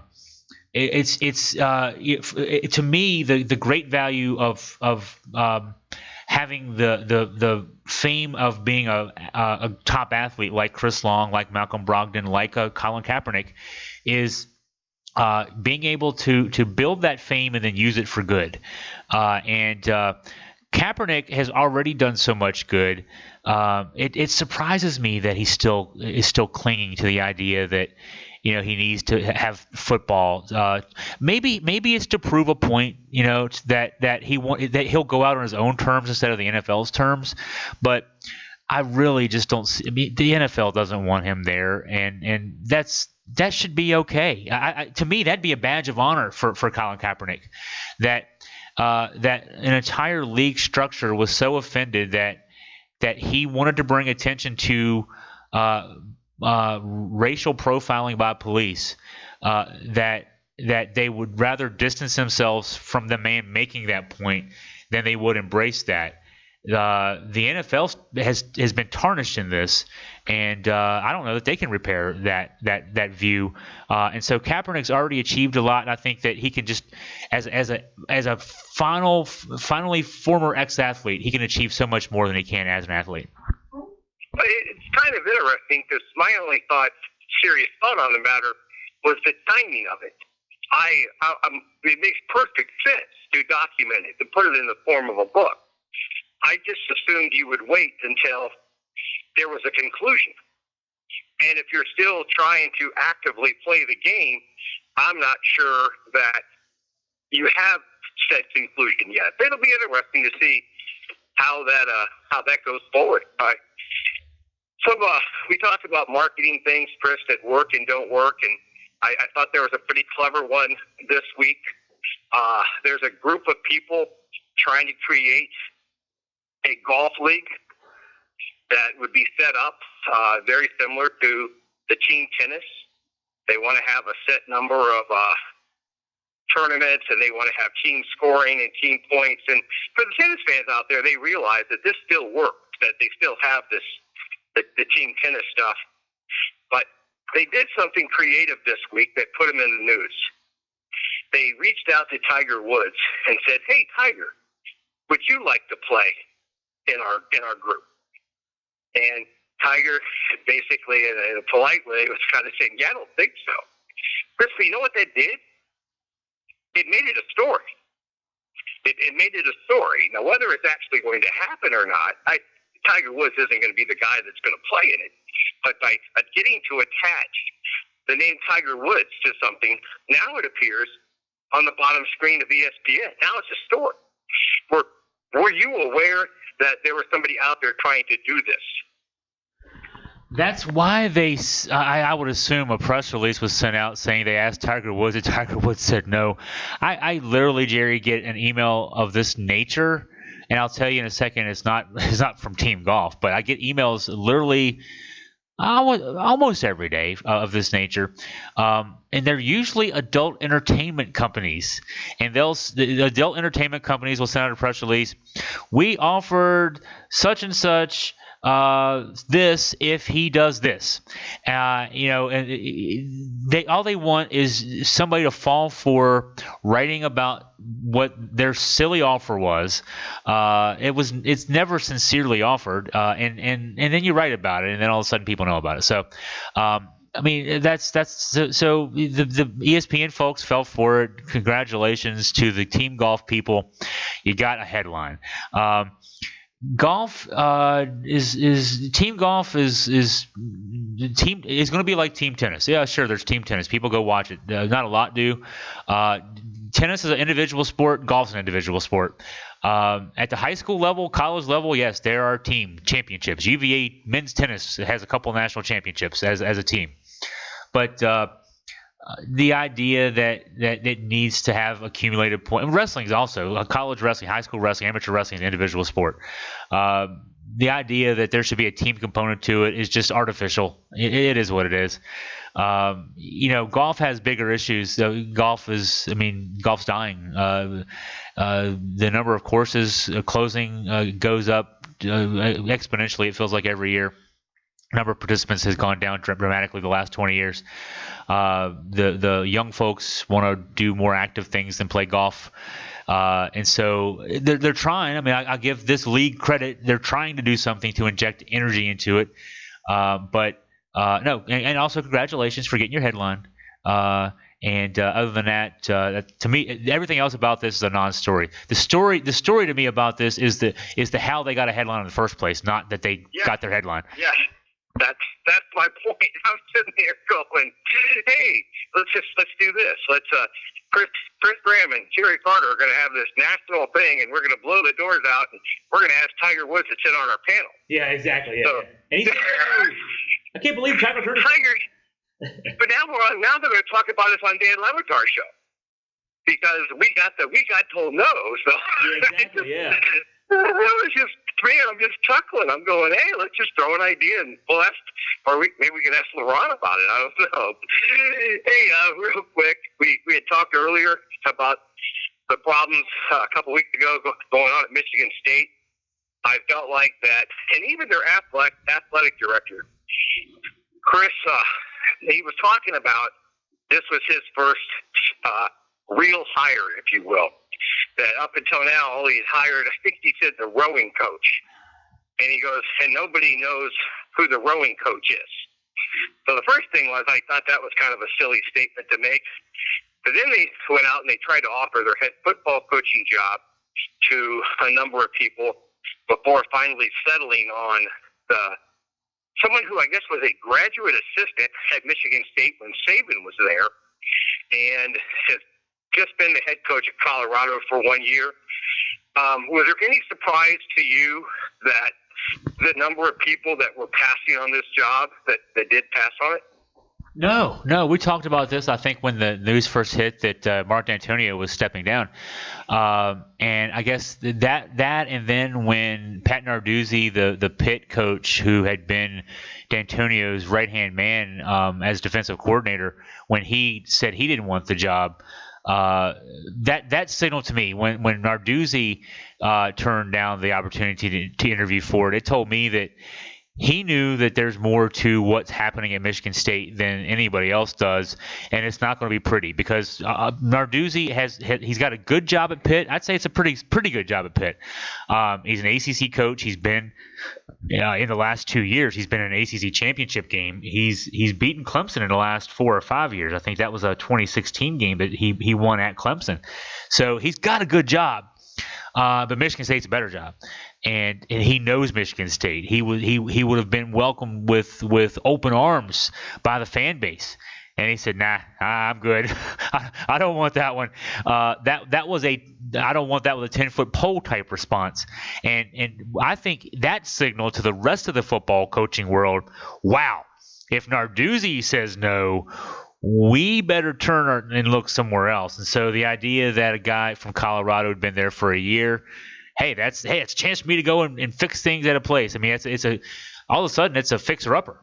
And so to me, the biggest news out of this could be that because Tucker left Colorado, leaves an opening there, and Colorado now, the word is as of right now, as we're talking on this podcast on Friday afternoon, that the Colorado program has reached out to Eric Bieniemy, Kansas City Chiefs offensive coordinator, who's been looked at as the next, NFL head coaching hire, hasn't gotten a chance to do that yet, just won a Super Bowl with some very inventive play calling, and he also happens to be a Colorado alum, and he's going to be talked to about this job. And so that could be exciting. I mean, I know for fans of Bieniemy as a coach, they would rather see him get an NFL job, but the pay is comparable for a college job, And boy, if he can, have some success there, it'd be hard in a couple of years to not give him a great chance at an NFL job. So, to me, this could be exciting news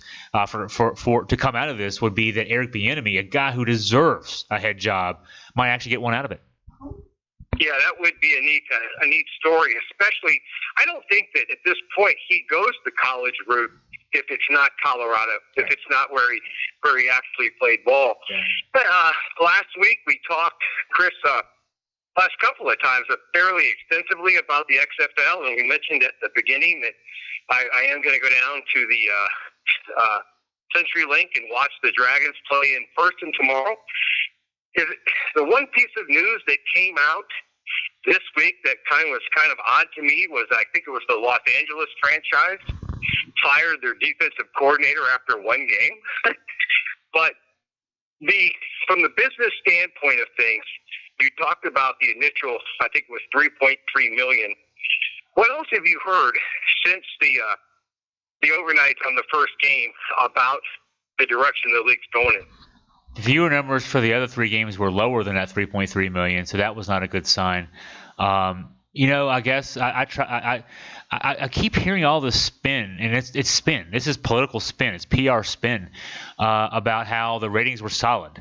And then I look at the AAF last year. Its first game drew 3.3 million. It was out of business before its first season had come to a conclusion. So I'm not saying that the XFL is going out of business. I'm just saying that to spin these numbers as solid and then not acknowledge that they're the same numbers that the AAF started with last year is interesting. And also it would concern me that, again, that the numbers for the first game, the Seattle-Washington game that played, they've had 4 games on the weekend in 4 time slots. So they weren't competing with each other.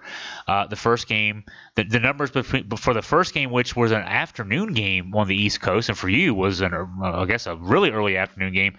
Second game was a little closer to prime time on a Saturday, East Coast wise, and had the benefit of, for 3 hours, people have been hearing, at least on their phones or whatever, that there was an XFL game. Oh yeah, by the way, we can watch this game now. It's later in the night, and the numbers were down, and then Sunday's numbers were down from even that. So that's not, to me, a good sign. That tells me that people have tasted the product and they didn't like it, and so these week 2 numbers will be crucial, because the dropping off point for the first XFL was about week 3 or 4. I think it was week 4. The first game in the XFL in 2001 drew 14 million viewers, more than 4 times what the first game of this iteration did. But by week 4, they were down around 2 million, and that was the death knell. The death rattle was starting to signal already then. With the AAF last year, I mentioned 3.3 million for the first game. Second game was right around $1 million. So they lost 2/3 of their audience from week 1 to week 2. So the first thing that a lot of us could be looking at is going to be that first TV number. And the overnight won't come out until Sunday, and that's just the estimate number. We will get the fuller numbers on Monday and Tuesday. But do they keep some of that how much of that $3 million do they keep? I don't think they build on it. How much of that $3 million do they keep? Or does it do like AAF last year? And so that's going to be the first thing. And so that's not even quality of field related or anything else. That's just the survival of this venture. One of the things for me that stuck out about the AAF was their lack of what seemed to me a lack of a game plan.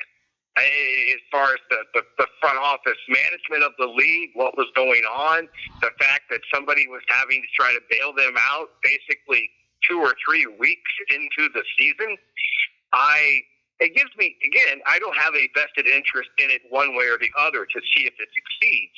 But that's what stuck out to me about the AAF is that there was no game plan. There was, hey, we're going to put together a league, we're going to put some games out there.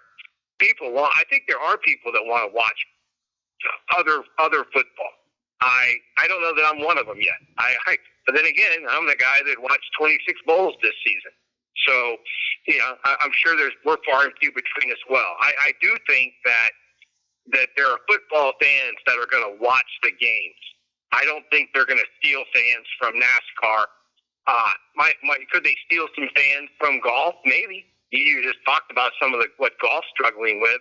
I just going to be interesting is I have to believe there's at least a game plan that will allow the league to go forward. Where the AAF, once we heard, it seemed like we were a month into it, and somebody was questioning whether or not they were going to be able to make payroll. That just struck me as, what were these people thinking? It kind of reminded me of that old story about the guy that bought the Islanders without any money. It was somebody had just came up with a real good game plan, but no means of executing it. So it'll be interesting to see how it goes forward. Hey, Chris, in regards to the fun side of where we wrap up the conversation, we've been working on a format of who are people that we like to hang out with, who are people that we think would be a fun conversation. We were talking about it, and what I left you with last week was, hey, it's a situation where this thing's picking up steam. People are hearing about it. People want in. And we get to tell a few people, no, thank you. And it was the first person that came in my mind in this equation would have had to have been John Calipari. I just have to tell John, I said, hey, thanks for thinking about us, but we're having fun here.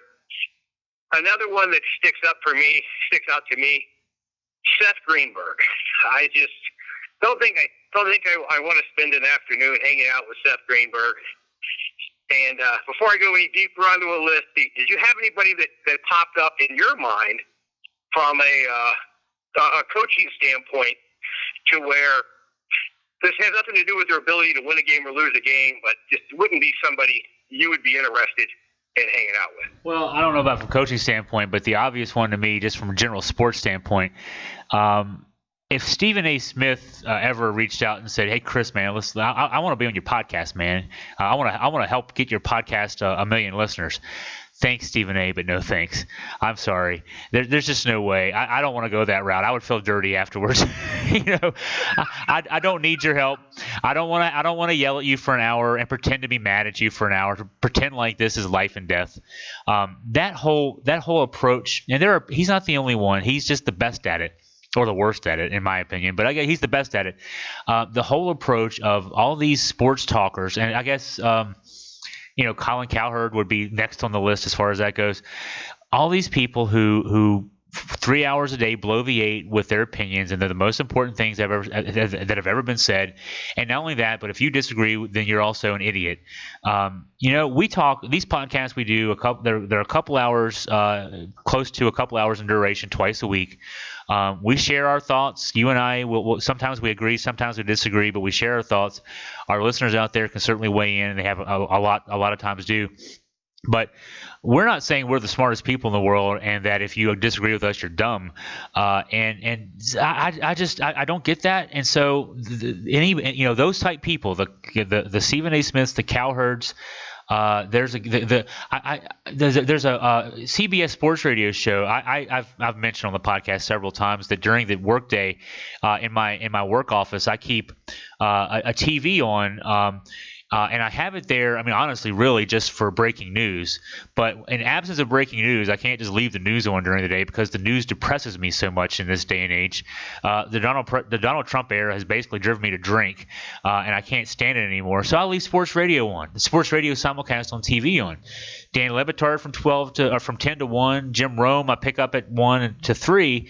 And Rome was on the CBS Sports Network. And then at 3, this used to excite me because the 3 o'clock to 6 o'clock show has Tiki Barber, UVA guy. I love Tiki. But his co-host is a guy named Brandon Tierney who I could do without completely. And it's to a point where I leave that on until the first stupid thing that Tierney says. Sometimes that's a half hour in, sometimes it's 2 minutes in. But then I have to flip the channel, and I would rather have the Weather Channel playing in the background than listen to Brandon Tierney. And so that kind of thought is mine. Sports is not life or death. It's not a wedge to use to make yourself feel better at the expense of others. This is just supposed to be fun.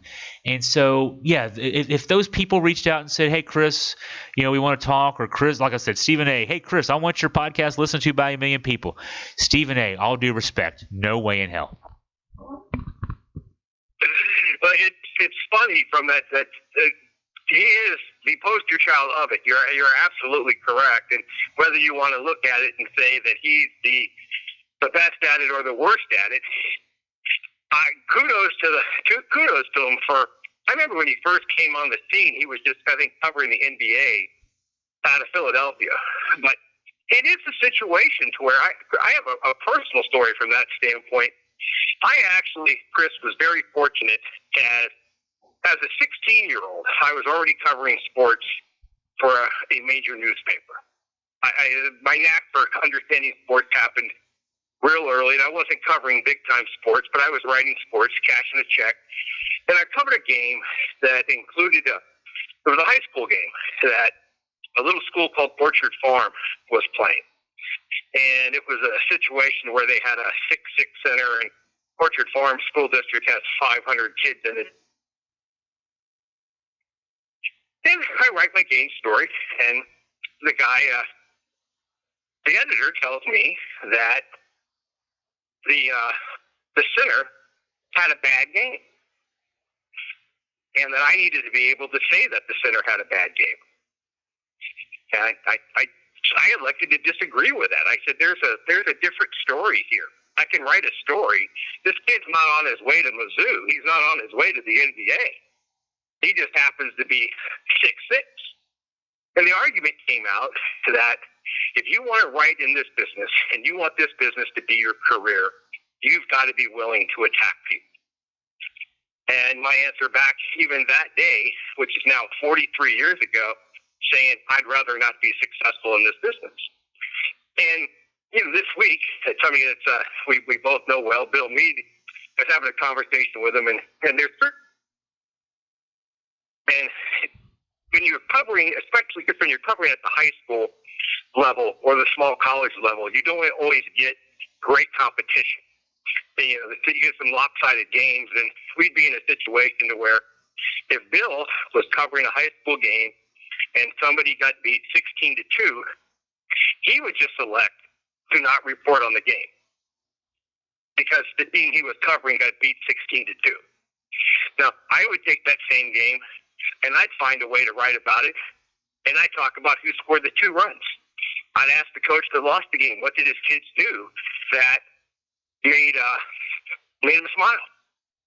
The third person is just going to blow these people out of the water. And I'm going, that's great. That's great. If you want to attack Mahomes because he had a bad day in the NFL and dude's making, I don't know, $15, $20, $30 million, maybe that's open game. But when you have to attack somebody who's 15 years old, I'm just not sure that that's what this is all about. And that's what's happening more and more because of the popularity. And whether we want to put it on Stephen A. Smith or whether we want to put it on a Twitterverse or fill in the blank, but I'm just, and maybe your comparison to how Trump does it kind of fits the breakdown here. When did it become so fashionable to just be so blanket, mean-spirited? That's my question for you. Well, and I'll throw out. I'm not talking about the same thing. I guess the Stephen A. Smiths and the Trumps of the world are being mean for mean's sake. I will point out. Hell, people who read my UVA columns know that I've been offering a lot of critical commentary on Mamadi Diakite's season this year. Mamadi, the star player of this UVA team, the guy that flirted with the NBA last year, NBA draft last year before coming back to school. He's stunk it up a good bit this year, and he's also displaying bad body language, and so and I think it's been a little detrimental to the team, and I've written about that, and some people have agreed with me, and some people have not. I'm not saying that that's attacking Mamadi Diakite. That's offering an observation that is critical of the young man's play, not of him as a person, but of his play. What's the Stephen A. Smith motif feels like an act to me. So the Trump thing feels like an act to me. It feels like to me that they're being mean to appear that they're being mean. I mean, when not that I do this often, but Stephen A. Smith and Max Kellerman on their show, the First Take show, it seems unnatural that for 2 hours they have diametrically opposed viewpoints on every single issue. It's an act. And I just am not a fan of that act. But as a journalist, I'll say this: if the team loses 16-2, and it's the team that I'm covering, you'll find a positive. Sure, I'll try to find a positive. There's something good there, but you also have to write about the 16. I'll share this. This is a Anchorman inspired quote, but this is the quote that I leave as my description in my profile page on Twitter.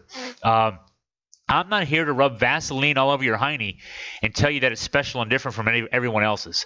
It's a line from the movie Anchorman. It's a comedy movie. Will Ferrell, actually Vince Vaughn's character delivers that line.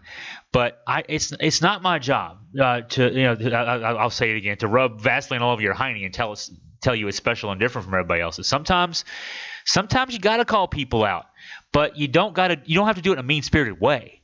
That's the thing to me. It's not be critical. It's don't be critical to be mean. And there's a distinction there that I think is lost in this day and age. It doesn't have to be all positive or all negative. Critical doesn't mean I don't like Mamadi Diakite. I was explaining to somebody in an email the other day who wrote me a private email about my columns on Mamadi of late. I think the young man he's another young man, just like Malcolm Brogdon, just like Chris Long, just like Colin Kaepernick, that when his sports career is over, whenever that is going to make a much bigger difference in the world outside of sports than he ever could inside of sports. It just happens right now.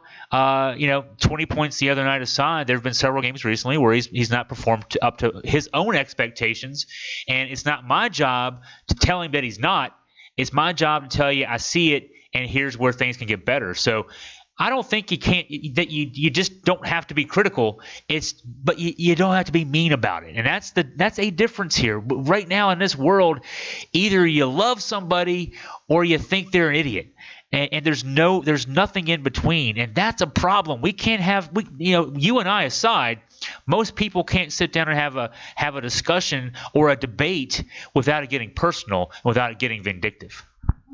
I absolutely agree with you there, and it's funny you're sitting there, and by comparison, I'm out on the Inter Island ferry boat last week, and there's these two older gentlemen, and they're having a conversation, and the conversation goes political, and these guys are both in their 70s, and the conversation started out as a cordial conversation, and then the more that they talked, the madder that they got at each other. And they're sitting there, and one of them finally looks at me and says, "How are you going to fix this? I'm just walking around getting my steps in." And they were talking about the presidential election. And I said, here's my free opinion. I said, the gap is so wide now. I don't know who can fix it. I don't know who can fix it because the gap is so wide. The gap there. It used to be, is it black, white? There's a gray area. And now, as you said so well, you either love something or you hate something. Yeah. And that doesn't make sense to me. And one of the questions that I've kind of been teetering with in my head was a couple of weeks ago, we were talking about the woman, female journalist, who wrote about UVA and is UVA becoming a fill in the woods. What's that next word? Which sport are we going to attack in that? Is it only the football team that makes you dumb? You're sitting there because let's look at both UVA and Duke. Here's another thing they have in common. They excel at what? All of the Olympic. There's that term, the Olympic sports. Uh-huh. All of it. They just dominate in them. Whether it's lacrosse, whether it's tennis, whether it's soccer. Whether, you're sitting there, you're going, okay, baseball, UVA's won a national championship as of late. Playing baseball doesn't make you dumb, does it?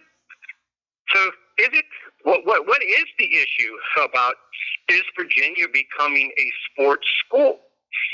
It can't be, how do you hear that? And first of all, I don't know if I could debate that, but does it make your degree, Chris, worth less to you if UVA has a good football program. It does if the admissions department is admitting kids to school who aren't UVA students. Yeah, it does actually, and that's the concern the young lady was raising. Her points. She's a early college student. I think she's a second year student, as we call them at UVA, not a sophomore, but a second year student. And so her points could have been better articulated, but I think the point is valid. I have a degree hanging above my head right here. It's from 26 years ago now, and no, I do not want to admit kids to UVA to play football with 2.0 GPAs who can't succeed in the academic environment at the university, who are only there to play football, who are getting degrees that are going to be worthless, that are being exploited to win a couple of football games while they're on grounds, and the rest of their lives are not going to be productive members of society. Yeah, that actually does. That's the point that she was raising. She didn't raise it very well, but it was a good point to make. And the problem I had with the response to that column wasn't that people, because my criticism of it, I wrote a column about that column, and I said she's making good points, she's just not making them well. The people the people who were fired up about it on Twitter, because that's where people get fired up about things, didn't even seem to care that she was making a good point. It was that she was attacking something sacred to them, which is UVA athletics. And so if you attack, you have to be attacked. And she wasn't attacking. She was raising a point that I would think that a lot of UVA alums and a lot of Duke alums probably both agree with, that piece of paper that we all worked hard to get is more important than winning a football game. Absolutely. Absolutely. And that's where my love for the two schools comes from. Now, the degree I'm looking at on our wall belonged to my daughter and not me, but I'm sitting here going, anytime I question things, I remember a few years back, it wasn't that long ago, maybe 3 or 4 years ago, Parker Van was the backup quarterback, and it was a game against UVA. And Daniel Jones, UVA was the one team Daniel Jones had no success against. Yeah. And Jones is playing a game, and I believe that he threw either 5 or 6 interceptions in the same game. Yeah. And Parker Boeheim never moved off the bench. And I told myself, I said, okay. I said, if Parker Boeheim's at any other school, he's transferring. If you're not going to play mop up in a 6-interception game, you're not playing. And then it dawned on me. I said, but you know what he's going to get? He's going to get a degree. Yeah. And he stayed, and he got his degree. And I was sitting there in my mind looking at that. I'm going, where UVA is concerned and where Bronco is concerned, do you feel that he has let any of those players in? Well, one, he doesn't make the final decision. Al Groh, back, I think it was 2006, Al Groh was trying to make a point that he was being hamstrung by his own admissions department. He had a top 20 recruiting class. It was either 06 or 07, so don't swear that I got it wrong if I got it wrong by a year, but it was either 06 or 07. Great recruiting class. 8 of the 24 kids didn't get admitted by the admissions department. Now, Al Groh is an alum of UVA. His son, Mike Groh, an alum of UVA. At that point, Al had been the coach at UVA for 5 or 6 years. He didn't forget in 1 year, after 35 years of experience with UVA, that UVA's admissions has a certain level that they will accept in terms of the grade point average, everything else of a student athlete. He didn't forget that in 1 year. He was making a point that you're making it hard for me to be a good coach by not letting me get these kids in. And the admissions office said whatever, and 3 years later, Al Groh was out on his ass. Bronco Mendenhall is making it a point. He said this after the Orange Bowl. He played a close game against Florida, lost the Orange Bowl, trying to win games and prove that you can do so with student athletes. And he may, UVA may not, and probably won't, honestly, ever win a national championship in football. They'll be competitive. They were competitive this year. They might be more competitive in the future. I don't know that we'll ever get 85 guys on a roster, 44 on your 2 deep, that can compete with the likes of LSU and Alabama and what they can bring into their schools. And that's fine. But, I don't know that we care. We do, but we don't. I don't think we want to cut those corners. We want it both ways. We want to have the top student athletes who are also. I keep bringing this example up of a UVA player, Jawan Briggs. He'll be a second year. He's a rising second year. He's in addition to being a 4-star recruit, a high 4-star recruit, who started as a true freshman, true first year at nose tackle. A nose tackle can run like a 4.5 40. I mean, big guy, fast, athletic as heck. He also has already this year twice performed with groups. Singing the national anthem at UVA basketball games. And I've read this about him, and I haven't verified it, but I've read this about him, that as a high school student, he got bored and decided to try to build an experimental aircraft just to see if he could do it. And he can tackle people and eat up space at nose tackle in a 3-4. And so that's the kind of guy that UVA wants to build teams who can win Coastal Division championships around. And guess what? They did this year. So easier said than done, but I think that's the model for what Bronco wants. It's what Tony's already got. Look, Tony's guys, Malcolm and Joe, are leading this effort, this Hoops 2.0 project to work with Chris Long on raising money for the African Wells. It's a point of pride for me that the night that Malcolm Brogdon was honored at UVA with his jersey being retired, the All-Star Weekend, he was Rookie of the Year that year. They gave him a framed copy of his retired jersey, and they also gave him a framed copy of his master's degree in public policy. Not a lot of 4-year, $85 million free agents who have one of those. So it's being done, and it'll continue to be done at UVA. Well, that's the big thing for me, because I've done a lot of thinking about that conversation since it came up, and for all the reasons that I love UVA, and I started recruiting my daughter to go there when she was in the 6th grade. It had nothing to do with who was coaching the football team or who was coaching the basketball team. It was about the academic opportunity. So until I see the question about, is it bad for Virginia to turn into a program that puts football in front of academics? Because I just think it's a moot point until there's proof that it's happened. Until you start realizing that it's happened. And that's why the athletes a whole lot better than I'm ever going to know them. That's why I was asking, was in your mind, has he started recruiting people that you're questioning how they're getting in?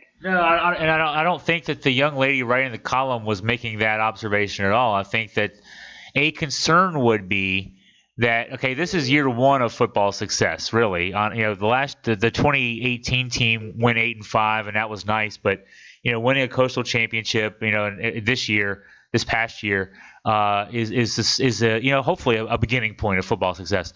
I'm speaking for the young lady without having talked to her at length about this, but what I assume the point she's making would be a point I would agree with too.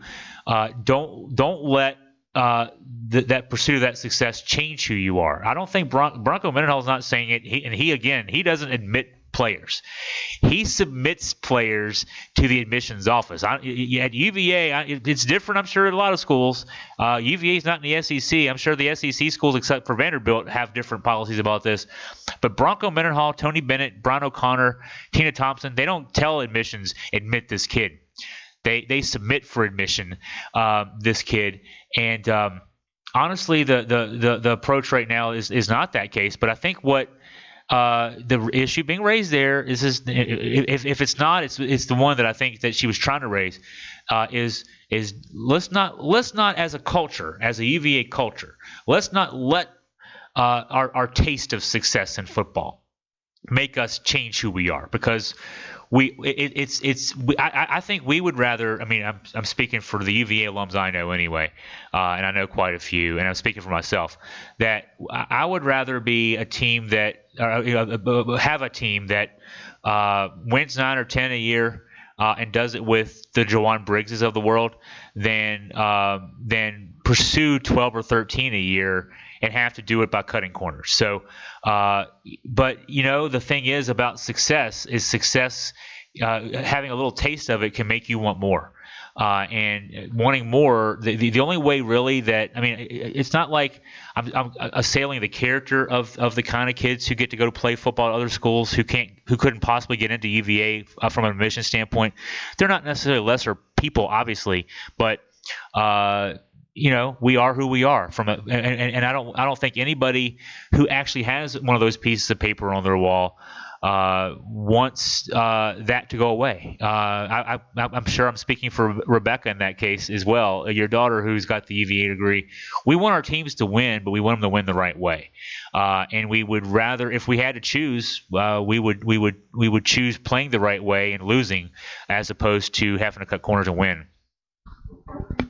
I absolutely agree with you, and that's the reason I love and adore the two schools that I do. It's a situation to where it's not about, in my mind, it's not about how many you win. It's about how you win. And this year, if you're just wanting to look at it from a numbers guy, I'm not sure that Tony Bennett right now isn't coaching as good as good. That's not the right word. As well as he's ever coached at UVA. Yeah, if you were talking about UVA, you better get the grammar right?